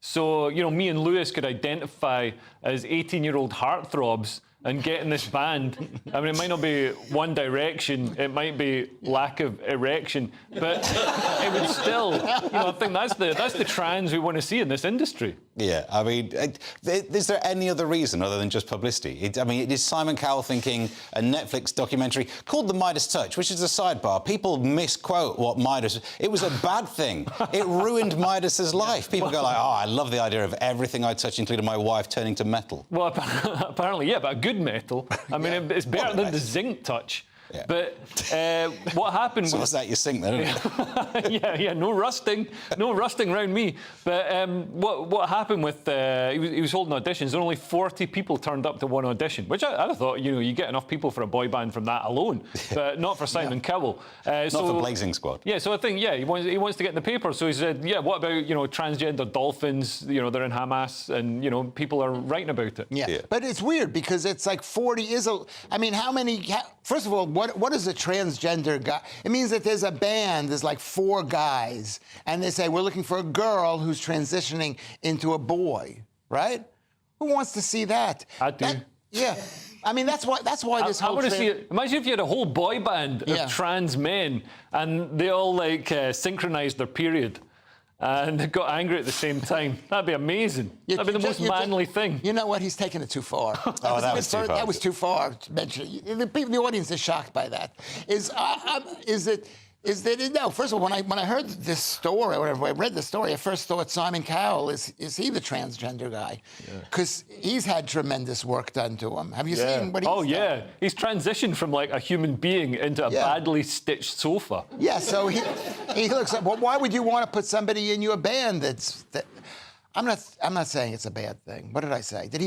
I don't know. I won't... Whatever Leo said, you're saying the opposite, just for consistency. Yeah, basically, yeah, because he's right most of the time, but he doesn't make friends from it. And our final question in this section is from Stuart. Hello again. Should we punish, or should Scotland be punished for not supporting England? Should we punish Scotland for not just not supporting England, but a Scottish newspaper was criticised last night after publishing a front page in support of Spain ahead of their European Championship final with England under the headline, Time for Revenge. I won't do the accent, but he will in a minute. Pro-independence, the Daily, The National, urge the Spaniards to save us from an England win or we'll never hear the end of it. They got a point about that. It's not as if we won't bring it up from every so often. 2 World Wars, 1 World Cup. No, explain what it is. You didn't explain the story well enough. He did. He totally explained it. And they also showed a picture of the front page. It was about Spain. It was about the problems that English people have wrought on the... Well, yeah, they have this blurb that says, Spanish people, these are the reasons you should hate English people too. And they say, you know, they come to your country, they drink your beer. It doesn't mention the fact that English people pay for that beer, thus stimulating the Spanish economy. And also it says stuff like, it basically says they come over to your country and are a drain on public services and clog up your cities and and it's like, wow, this sounds like the most far-right thing I've ever read. Somehow, it's like they can say it about the English people, but if somebody says it about anybody coming over to the UK, then the same people, national... People don't know. They're seeing this on TV, whatever. They're saying it's a Scottish paper saying to Spain, this is the problems that the English people have in Spain. It's not even the fact that Scottish people hate the English. There's nothing about that. Yeah. So it's mixed in there a bit. A bit. I'm sure they mentioned it. No, it's not what people think it is. Everybody knows that this is... So the National, it's not really a newspaper. It's the sort of house magazine for the Scottish Nationalist Party, which is, you know, just as I said before, it's just the same as the British National Party, except kind of worse because they're uglier and more Scottish. But they basically push all this xenophobic anti-English narratives. And this is just part of it. I mean, it was launched at an SNP rally. This is not an independent newspaper. I know, but it isn't what people think it is. And I don't support it because I don't like these Scottish people. And How to Win Friends and... This has been my worst show ever, I think, this list. Can we just check with Stuart? You had worse shows than this. Stuart, will you be supporting England? Think carefully before you answer, bearing in mind that the exit is nearer us than it is you. I'll report back. I'll tell Scottish people what you said. I'm not really a football fan, but I wish them all the best. Oh, non-committal. Wait till he gets back over the border. Ask him then. He's Keir Starmer it, is what he's doing. That's happening. But also, I mean, the flip side would be if this wasn't in the running order, no one in England would have cared about that front page. I don't think no one's offended. Probably nobody cared in Scotland either. But I agree with you. We should be nice to each other. The problem is that Scotland is becoming independent again. They want to be independent. No, they don't. A lot of them do. Enough of them do. Maybe they don't. But not the fact, enough. but they had a vote about it. This is part of the big issue. We are trying to become independent from Germany and France and Europe, right? We are. And well, we're trying to become more. Do you know what? We can fit one more in. Final question in this section. Jane, what's your question? Right. Should journalists be saying they're attracted to the PM? The way that you said that, Jane, I felt something go up my spine. Should journalists be saying that they're attracted to the PM? A slurry of female journalists have declared that Keir Starmer gets them hot under the collar. In the Times, Caitlin Moran wrote that the Prime Minister had turbocharged her arousal levels. And Zoe Strimple also declared in The Spectator that she would consider a saucy affair with Keir Starmer. You might need to ask him first, learn about consent. But Lewis, is it all right to find the older man greying attractive, even if he absolutely begs for approval on Twitter all the time? Sorry, I'm thinking about you. I got confused. Yeah, I think it is. And I think you should. Everybody considers everything. If I say to you, would you do Keir Starmer? You'd say no. That's considering it. You're considering it for me. And so, well, whatever. The fact that you're thinking about it means you're considering it. Would she do it? I know this woman. Would she do it? Probably. I don't know. I don't know her. But I wanted to... It is your worst show, you're right. I doubted you when you said it. No, the first half was really good. And never doubt you again. This section was just really bad. I don't know what the point is that he's good. He's better looking than the guy, better looking than Corbyn, and his wife is hot. So, and he's just won an election, so that's why women like good looks. They like power. And power. So, of course, she's liking him now. Later on. They like power, that's why they call it a mandate. Yeah. Somehow it's a date with a man. Yeah. But, I mean, the flip side of this would be if it was a female Prime Minister and male journalist, you know, Nick Robinson was going, oh, look at her, oh, I fancy a bit of that. Yeah. That would not be OK. No, absolutely, because apparently we're not all equal. But, yeah, I think this just shows the lack of options on the left. Like, everybody on the left is just sort of fat and skinny at the same time, has no testosterone, and is a wheedling little sort of, you know, pretend nice guy, trying to, like, nice his way into some women's underpants. Actually, probably, you know, I don't know, they've probably just given up on sex altogether. I think the left invented incels before they had anything to do with the right.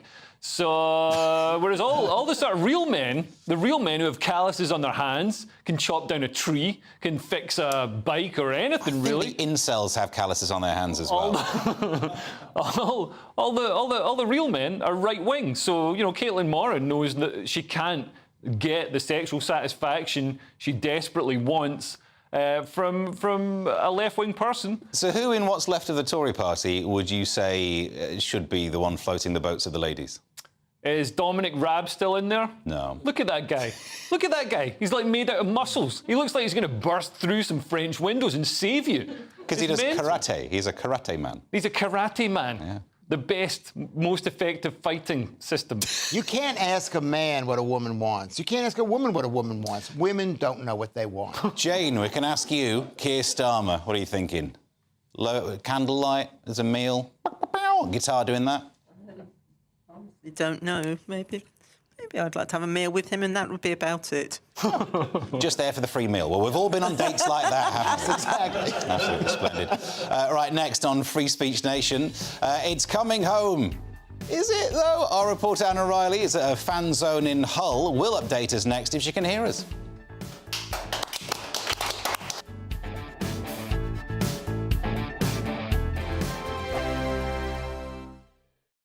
Join me, Neil Oliver, every Sunday night at 6 p.m. on GB News. And if an hour is not nearly enough for you, go to gbnews.com for special extended episodes online every Friday at 9 p.m, where we can truly get into the nitty-gritty of what's going on. GB News, Britain's news channel. Britain's newsroom. Weekday mornings from 9:30. Well, we've got quite an extraordinary story to talk to you about now because a triple amputee war hero is launching a bid to become the first to sail across the Pacific Ocean non-stop, solo and unsupported. Craig Wood was blown up as a teenager by the Taliban in Afghanistan, but now he's hoping to change the perception of disabled people and raise money for other limbless veterans like himself. And Craig joins us now. Morning. So, Craig, you are extraordinary. You are planning to take up to 80 days to sail from La Paz in Mexico to Japan.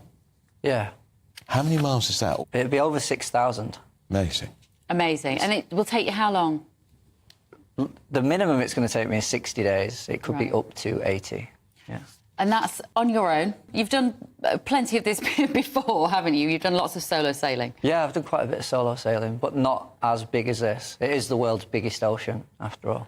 And why that particular route? I wanted it to be a challenge, not just for me, but for anyone. Right. So any able-bodied person can look at this and go, wow, that is difficult. Yeah. And so that was the main drive. Then it's become a bigger thing than that now. I'm raising money for charity and I can truly inspire people to change their perception on what is possible for disabled people. And if you don't mind, can we ask you what happened in 2009 in Afghanistan? What were the circumstances of your injury? I was on a normal routine foot patrol. About 5 metres in front of me, a commando IED was triggered. And subsequently, I became a triple amputee. Both legs above the knee, left hand at the wrist, facial injuries, etc., etc. The People's Channel. Join me, Nana Akwe, for an informative, interactive news programme with a difference. It's fun. It's true. You're not wrong. No one will be cancelled. Lovely. Join me from 3 p.m. every weekend, only on GB News, Britain's news channel. If you want your news to be straight talking... This is a nightmare for the Conservatives again. Down to earth. It's not just Nottingham where this is happening, is it? And most importantly, honest. Hard-working, middle-class taxpayers, they'll get their book thrown at them. Then catch me, Martin Daubney, Monday to Friday, 3 till 6 p.m. on GB News, Britain's news channel.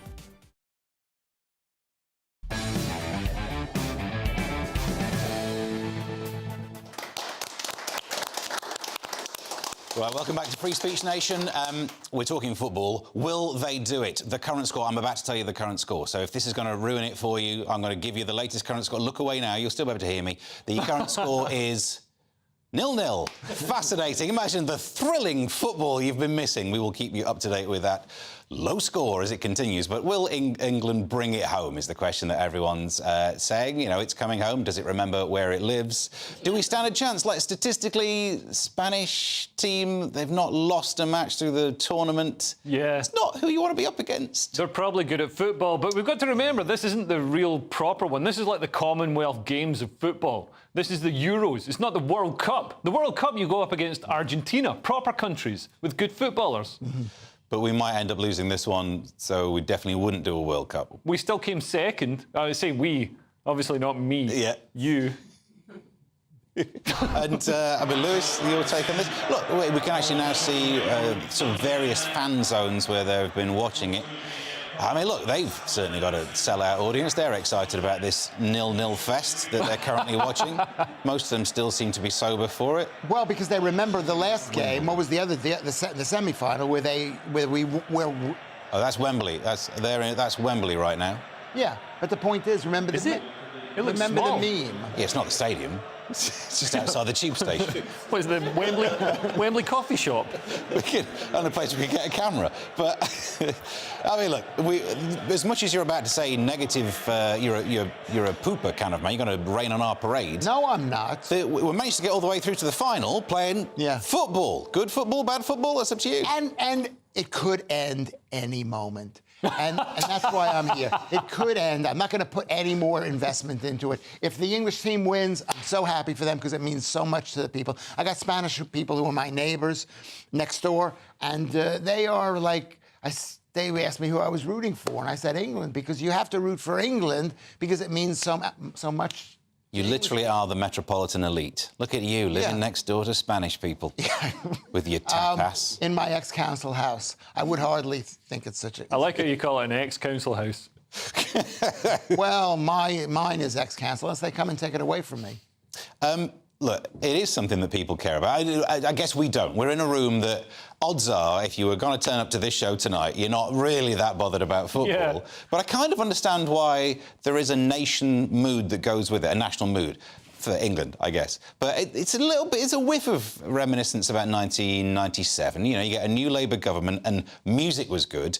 If they win, Starmer will be all over this, wasn't it? Trying to make it seem like there's some sort of positive vibe. This was a Labour policy. Winning football tournaments was a Labour policy. Yeah, didn't happen under Rishi. And it's the only successful one they'll get through. But no, I mean, I don't know. I think yeah, it's good. It lifts the nation's mood. I say that, but I know for a fact that I'm going to try and get an Uber later on tonight after doing headliners. And I won't be able to get one. It'll cost 6 times as much, and there will be a lot of vomit and empty cocaine wrappers in that Uber. There always is when you use an Uber, and that's just what they. It's on your. That's why your score's so low. But there's also the problem in terms of how too emotional we get to it. Last time we got through to a final, someone famously put a firework up their bottom in a place where even Guy Fawkes didn't end up with a firework. Yeah. And we, not me. Some blokes, if we're honest, take it too far. There's always that risk. Absolutely. Although what's interesting is I bet you couldn't get a sniper on the roof of whatever stadium it's being played in. But somehow you could get a sniper on the roof of, like, the only roof overlooking Trump's rally last night. So, you know, sorry to bring it back to something that's actually interesting, but it's just, it blows my mind that it almost blew Trump's mind that the Secret Service allowed that to happen. And people have been saying, oh, this shows that it's a command from up on high to allow the sniper to get into position and take the shot. I don't think it is that. I think it's diversity and equity and inclusion. It's the effect of that. They've had this massive hiring spree to make sure they get rid of all the pale, stale males and just hire, non-binary, overweight women. And as a result, man, like this is what we've got. Basic competence in complex systems is breaking down. John, I should, before you do, Lewis, I should apologise just for the turn of phrase might have upset some people, given that someone died. The turn of phrase might be considered a little bit too close to the bone. That would also... I know you're going to do that. I didn't want to finish the sentence because I knew you'd pick up on that. I now need to apologise for that one as well. Lewis, your take on this? What was the question? I can't remember. He's like me. He's not answering the question. Maybe I'm answering the question. Is that what was your question? What is the question? Well, you kind of got a choice. You can either steer it back to football, but it is interesting. The two main news stories in this country at the moment, as you see the front pages tomorrow, which I'm sure we'll talk about on Headliners, tune in from 11. But it's this weird thing about football that people seem to care about and maybe gets the emotions going. But as Leo says, it's effectively pointless. You've got big stories about the way that our political system's ripping apart and potentially with assassinations. That's the other main story. Well, people like bread and circuses. That was from the Roman times. So you can't say...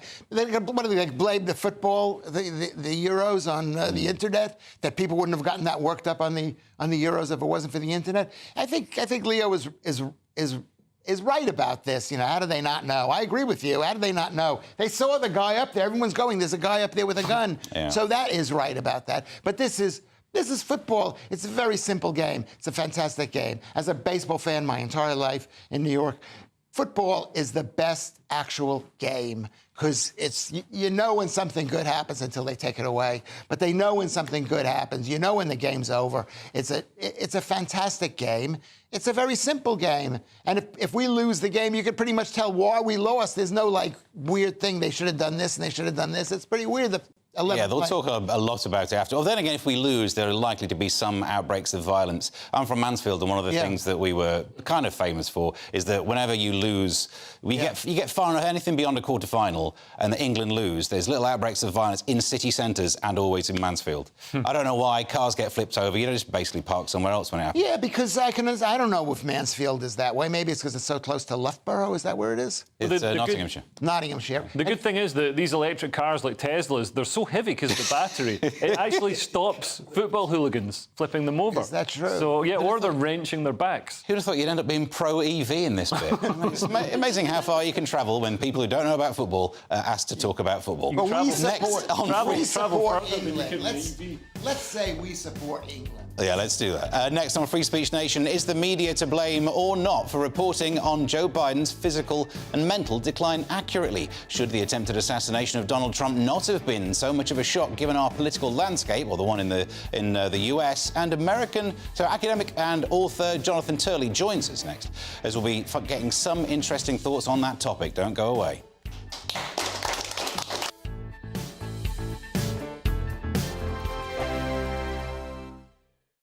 Hello there, good evening. This is your GB News weather update provided by the Met Office. Many of us are ending this weekend on a reasonably calm note. We do have some clear spells around, particularly across Wales, central southern areas of England, Northern Ireland and western Scotland, also seeing a dry start to the night. There is a bit of rain and drizzle around though for the northeastern areas, particularly developing and pepping up across the Firth of Forth into Edinburgh way during the second half of the night. Many of us though seeing temperatures hold up around 11 to 13 degrees Celsius. For your early morning rush hour then on Monday, there will be a little bit of cloud around, certainly for the northeast of Scotland, some drizzle underneath all of that, perhaps some misty, murky conditions, particularly around some coastal areas. But generally further towards the west, there will be some quite bright sunshine first thing. Still, though, that drizzle perhaps lingering through the central belt. Northern Ireland getting off to a pretty fine start for this new working week, some sunny spells in there. And also for parts of northern England, it will be much brighter compared to recent days that we have seen, feeling a touch better here. For the far south, though, it is this area of rain that we have our eyes on this will be turning very heavy very quickly as we head throughout the morning, with some thundery downpours, possible torrential rain. There could certainly be some difficulties on the roads and travelling, so do take care here. And there is a rain warning in force for southwest England and Wales throughout much of Monday. That will steadily push its way northwards, perhaps skirting into eastern areas as well. Feeling a little cool underneath that rain, 18-19 degrees Celsius, but the northern half of the UK faring quite well, around 20-21 degrees Celsius here, just with an ice or shower to watch out for. Into Tuesday, that area of low pressure that's bringing the rain to the southwest will just sort of slowly grind to a halt across some central areas, so it is still with us. The band of rain will be swirling its way around first thing on Tuesday for parts of Wales, the Midlands, into parts of Yorkshire and Lancashire as well. Behind that, we'll start to see some sunny spells and showers developing again. Some of those will be on the sharp side at times. Wednesday looks like it could be a slightly drier day for many of us, but there is further rain on the cards towards the end of the week. Bye-bye. In the GB newsroom, we bring you the news as it happens. With our team of dedicated journalists across the UK, GB News brings you accurate reporting of the day's topical agenda. When the news breaks, wherever and whenever it's happening, we'll be there. This is GB News, the People's Channel, Britain's news channel. I'm Emily Carver. This is GB News, Britain's news channel.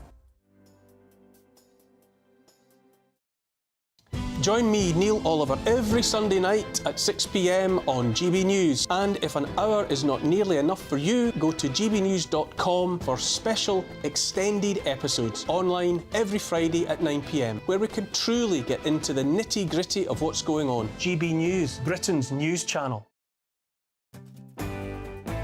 I'm Tom Harwood. This is GB News, Britain's news channel.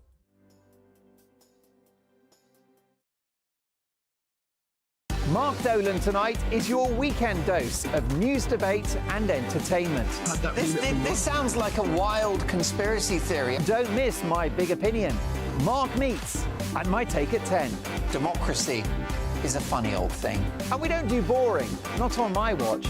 I just won't have it. Go and get another glass of that bubbly, you've earned it. That's Mark Dolan tonight, Saturday and Sunday, 9 to 11, only on GB News, the People's Channel, Britain's news channel.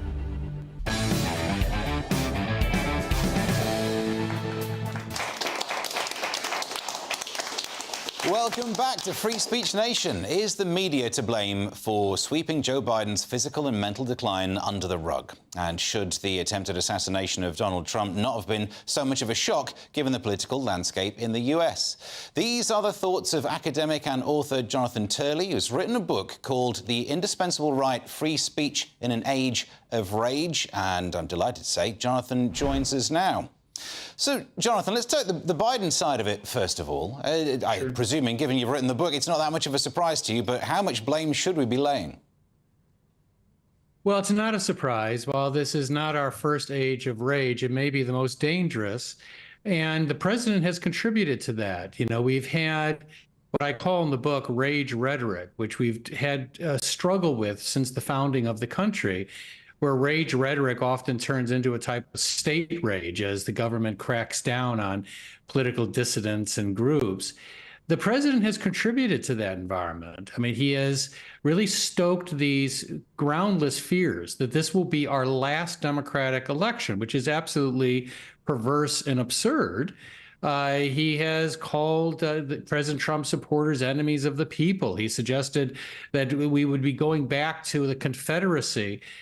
You know, and his supporters have ratcheted up that rhetoric even further. We had someone on MSNBC, Rachel Maddow, say that a recent decision means that Trump can order now death squads to roam our streets. Others have said that if Trump is elected, gays and reporters will be disappeared.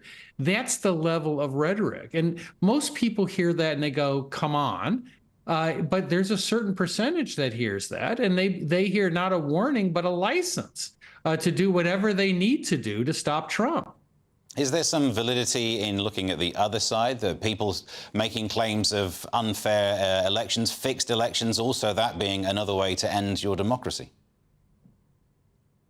Look, I think there's criticism on both sides. I've said that in my book, that rage rhetoric doesn't have a singular home. I mean, both the left and the right have engaged in it. In many ways, Donald Trump really sort of introduced a type of retail rage. He knew that many people in this country felt disenfranchised, disconnected. And he really was able to harness that in 2016. I think he's doing it again. You know, I didn't feel like 2020 had that feeling, but it does now. You know, before he was elected, I wrote a column for USA Today in 2015 saying this guy could win. Because everywhere I was going, people were talking about Donald Trump. Many of them said he didn't like him, but they still wanted him to be a president. You're sort of getting that feel again, that the anti-establishment sentiments are rising. Is there any way back from this? If the graph that you've effectively plotted in words there is that it's getting worse because it's successful, would it take both parties, both sides of the debate to lower the temperature? But it would be more successful just for one of them to flip and get all rage-filled again. Are you doomed, basically? Well, that, of course, is the problem, is that rage often is met with rage. You know, there's actually an interesting comparison in the 2024 election to the 1800 election. I draw this comparison in The Indispensable Right. And it was in 1800 that Thomas Jefferson ran against John Adams. He ran on a platform of free speech. John Adams had proven to be a terrible hypocrite. He essentially replicated the British prosecutions for sedition against speech. And Thomas Jefferson ran against him on that basis. But we had the very same hyperbolic and inflammatory language from both parties, newspapers that were aligned with one side or the other. This is very similar to that. In addition, one of the issues was the criminalization of politics. You know, Jeffersonians said with some grounds that Adams was using the criminal justice system against his opponents, and that is being repeated today. The other similarity is Joe Biden is arguably the most anti-free speech president since John Adams. I mean, we have had the establishment, and I go into this in the book, of an unprecedented system of censorship. One federal judge referred to it as Orwellian. It's massive. And the reason that this is such a dangerous time for free speech is that we've never had this alliance of government, corporations, academia, and the media. Of all the periods I go through in the book, that has never come together, because the book sort of talks about the personalities and periods that have helped shape our understanding of free speech. But we've never had this profile in terms of an opposition to free speech. Yeah, interesting. I mean, you say that Joe Biden not particularly great on free speech. People would have watched the debate and might think he's not great on speech. Does he seem like he's got the mental faculty to be orchestrating all of the things you've just said, or who else is behind it would be the other question? Well, it's very hard to say. He obviously has diminished mentally. His staff has, for 3 years, kept him from situations where he could be asked spontaneous questions. Even today, when he said, I need to speak to the people twice, he just had a press conference and will do another speech from the Oval Office. They specifically wouldn't allow any questions. So they've gone back to this type of bunker campaign where they will sort of wheel him out, have him read from a teleprompter, and then wheel him back in. That's not going to convince many citizens. Yeah. So the events of what for us was last night, will that shock your nation into what you're trying to say? You know, the issue about free speech and how important it is, and how rage is the opposite of the light that you wish to shine on things. Yesterday's events, will they actually be a wake-up call for America?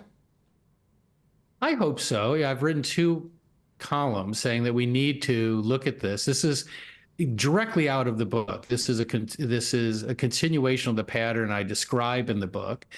And the book is really about what I call rage rhetoric and how it leads to political violence, how it leads to state rage. And the interesting thing, though, is that the anti-free speech movement in the United States came from higher education. As I have a long chapter on higher education in the book. I also talk a lot about England, both historically and in a contemporary sense. Free speech isn't a free fall in England. Great Britain has gone the way of criminalization of speech. You even had a judge not long ago convict a guy who they said had toxic ideology, as if you can have a thought crime. It's distressing to see a country that we inherited so much from to go down this path. But it's now reached our shores. We've been watching this wave build in Europe, and it's now hitting our shores. And it came out of higher education. It's now metastasized into the media. And the Democratic Party is now wholeheartedly in favor of censorship and blacklisting. I've been a lifelong Democrat. I come from a liberal, politically active Democratic family in Chicago. I don't know what happened to my party. It used to be the Democratic Party was the party of free speech. Now, I've testified repeatedly in Congress, and the Democrats sound like Joe McCarthy. They accuse people who are fighting for free speech. One Democratic senator said they were Putin lovers, and others have said you're insurrectionist sympathizers. I mean, it's right out of the McCarthy period. Jonathan, thank you for that. Author Jonathan Turley has written a book called The Indispensable Right, Free Speech in an Age of Rage. Next on Free Speech Nation, we'll bring you more blunders in the name of the best social media sensations that you might have missed this week, plus your unfiltered dilemmas. See you in a few minutes.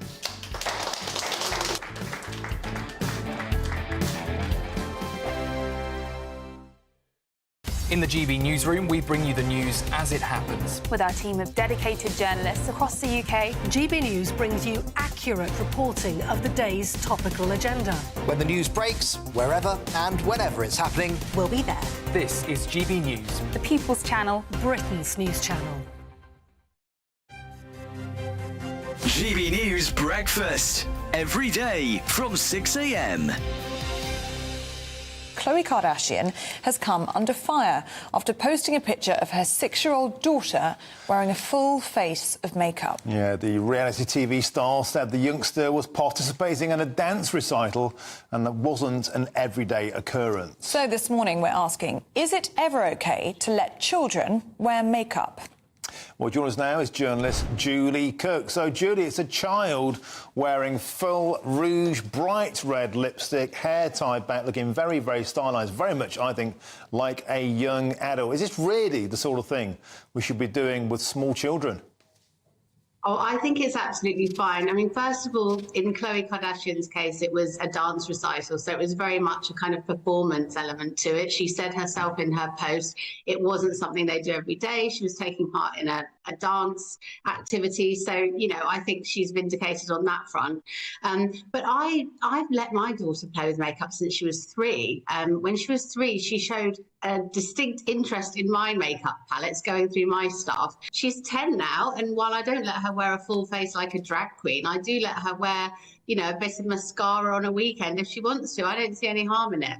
Clearly, if you're a child of a Kardashian who's paid millions of dollars to endorse cosmetics, you know, that's part of the fabric of their family. My concern, though, Julie, is putting those pictures on social media where people can see them. We live in an age now where, you know, wrong-uns are scouring the internet all the time. A lot of girls do enjoy putting makeup on. It's almost like a self-expression thing. It's like painting on a canvas. They're just trying to be a bit artistic. I don't think it's necessarily as sort of sinister as we're making out. And I think as long as you're not posting pictures everywhere or putting them at risk of harm, I don't see any danger. The People's Channel. Join me, Nana Akweer, for an informative, interactive news programme with a difference. It's fun. It's true. You're not wrong. No one will be cancelled. Lovely. Join me from 3 p.m. every weekend, only on GB News, Britain's news channel. Every Saturday, 10 till 12, we'll bring you all of the news that you need to know. We'll also remind you that there is so much to smile about. It's my favourite time of the week. I get to relax, enjoy some light-hearted stories, and let Ellie teach me about fashion too. That's Saturday Morning Live, every Saturday, 10 till 12. Only on GB News, Britain's news channel.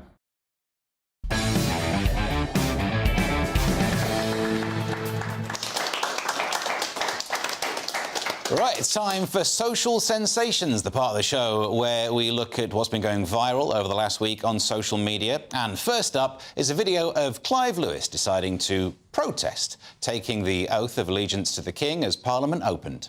I take this oath under protest and in the hope that one day my fellow citizens will democratically decide to live in a republic. Until that time, I do solemnly, sincerely and truly declare and affirm that I will be faithful and bear true allegiance to His Majesty King Charles according to law.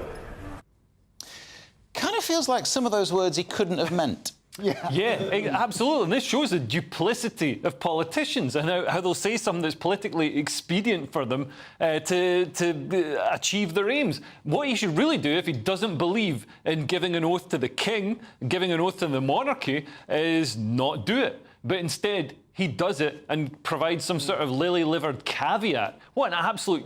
This is disgusting. This is like when, Michael Sheen and all these people receive their OBEs and then hand them back like 2 years later as they've suddenly decided they're disgusted by them. It's like, how about you don't accept it and don't have that party and don't have all that congratulations in the first place? Or how about us being stronger and saying, you said you don't believe in the oath, so it's not a real oath, so go yourself. Yeah. That should be done. The truth is that the royal family is the worst thing about this country. And that's a lie. There's lots of terrible things. You've never been to Milton Keynes, ever? Maybe it's not the worst thing. It's one of the worst things. It could be the worst thing. I don't like it as an American, but I've been trained not to like it, but I don't like it. And a lot of people don't like it. And maybe there should be, but people have voted, which is what makes it a republic or whatever it is, that they voted to have a king. And they have to go along with it. Is that how that works? Well, if you don't like the king, you'll love the next video. Okay. Next up is a video of King Charles blending in with the West Indian cricket team, bumping fists with batsman Mikhail Lewis. Where is...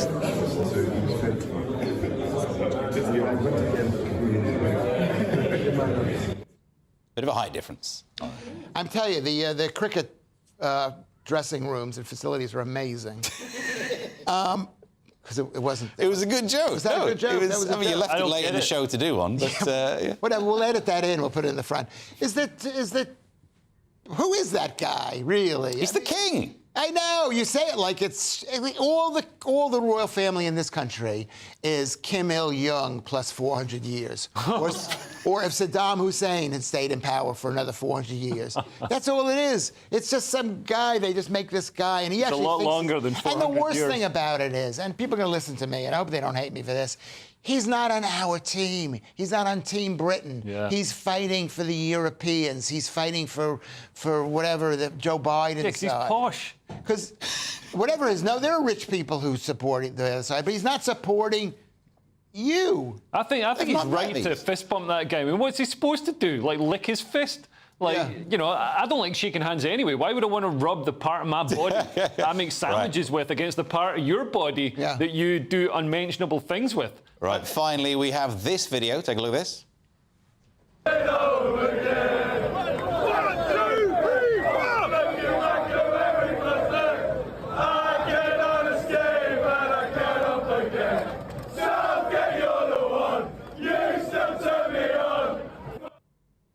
He's enjoying it. He really does look like Gareth Southgate. Yeah. For anybody on radio, that was a police officer who looks exactly like Gareth Southgate. Yeah. Which is an option in case things don't work out well later on. 0-0. You can become manager of the England football team. Fair enough. Yeah, and for like 8 or 10 years and not do anything because tonight's not going. What's the score?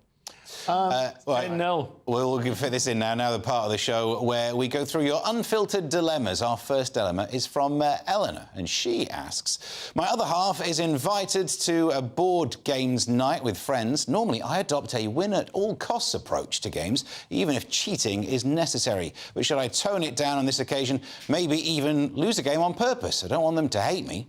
Leo, what would you do in that situation? I think she's overconfident, or he if it's a man. I think she should just go in there and play the game and not worry about winning so much because she might lose. I mean, what board games? Like Snakes and Ladders, it all depends on the dice. She doesn't have magic hands. She's willing to cheat. Oh, yeah, don't cheat. Yeah. If you cheat, you're only cheating yourself. And the other people. Yeah, mostly the other people. What would you do? You'd cheat. I'm a cheater. Yeah. Our second dilemma is from Jessica. She asks, I'm meeting my boyfriend's family for the first time this week. He insists that I should call his stepdad Sticky Ricky. This seems a little inappropriate to me, but if I don't go along with it, I'm worried I will look uptight. What's the best way forward? What would you do in this situation, Lewis? Well, she's saying to call my stepdad, right, Sticky Ricky. Yeah, Sticky Ricky is his stepdad.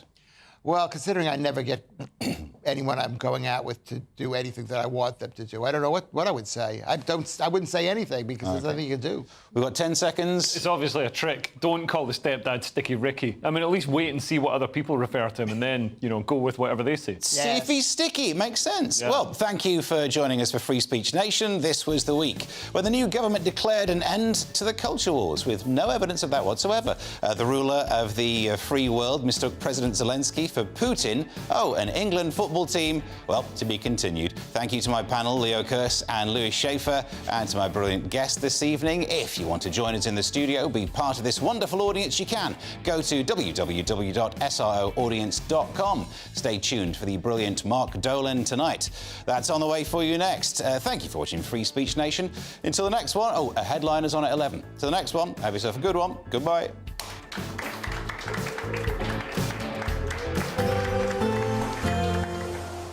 Warm feeling inside from Boxed Boilers, sponsors of weather on GB News.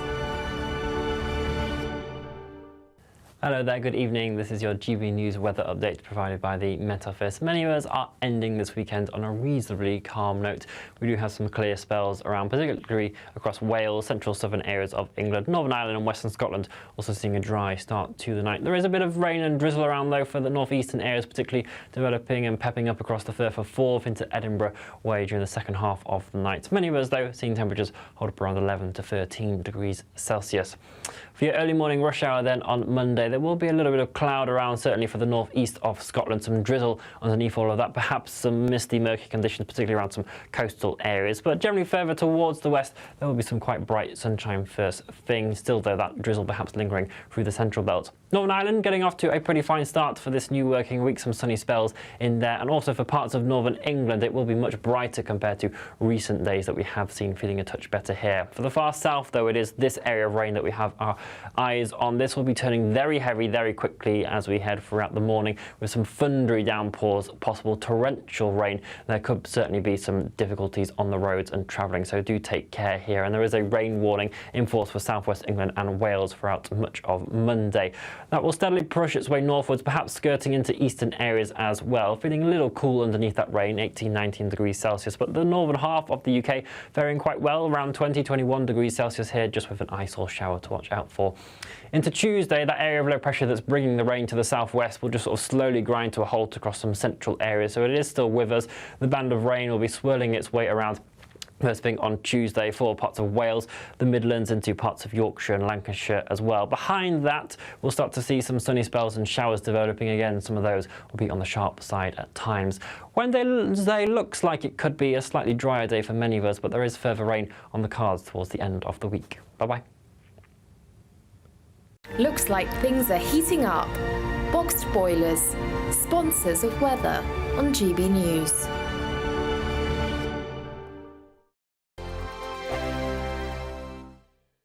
£30,000 in tax-free cash really could be yours. It's our biggest cash prize of the year so far, and you could be getting that winning call from us to tell you that you're our next Great British Giveaway winner. Oh, I can't believe this. Oh my God, this is amazing. That is absolutely fantastic. We're over the moon. I've never won anything like this in my life. Oh, you shocked me. I never won a penny in my life. If I was there, I'd buy you a drink. For another chance to win £30,000 in tax-free cash, text cash to 63232. Text costs £2 plus one standard network rate message. You can enter online at gbnews.com/win. Entries cost £2. Or post your name and number to GB07 PO Box 8690 Derby DE1 9TT. UK only. Entrants must be 18 or over. Lines close at 5 p.m. on the 30th of August. Please check the closing time if listening or watching on demand. Good luck. Hi there, I'm Michelle Dewberry, and I'm going to take a second to tell you all about my show, Dubes & Co. We start off with the issues of the day. We then bring in both sides of the argument. We get rid of the disrespect. And then you throw me into the mix. And trust me, I'll tell it exactly how it is. And then, of course, the magic ingredient, you at home. We mix it all together, and what have we got? In my opinion, the best debate show in town. Monday to Friday, 6 till 7.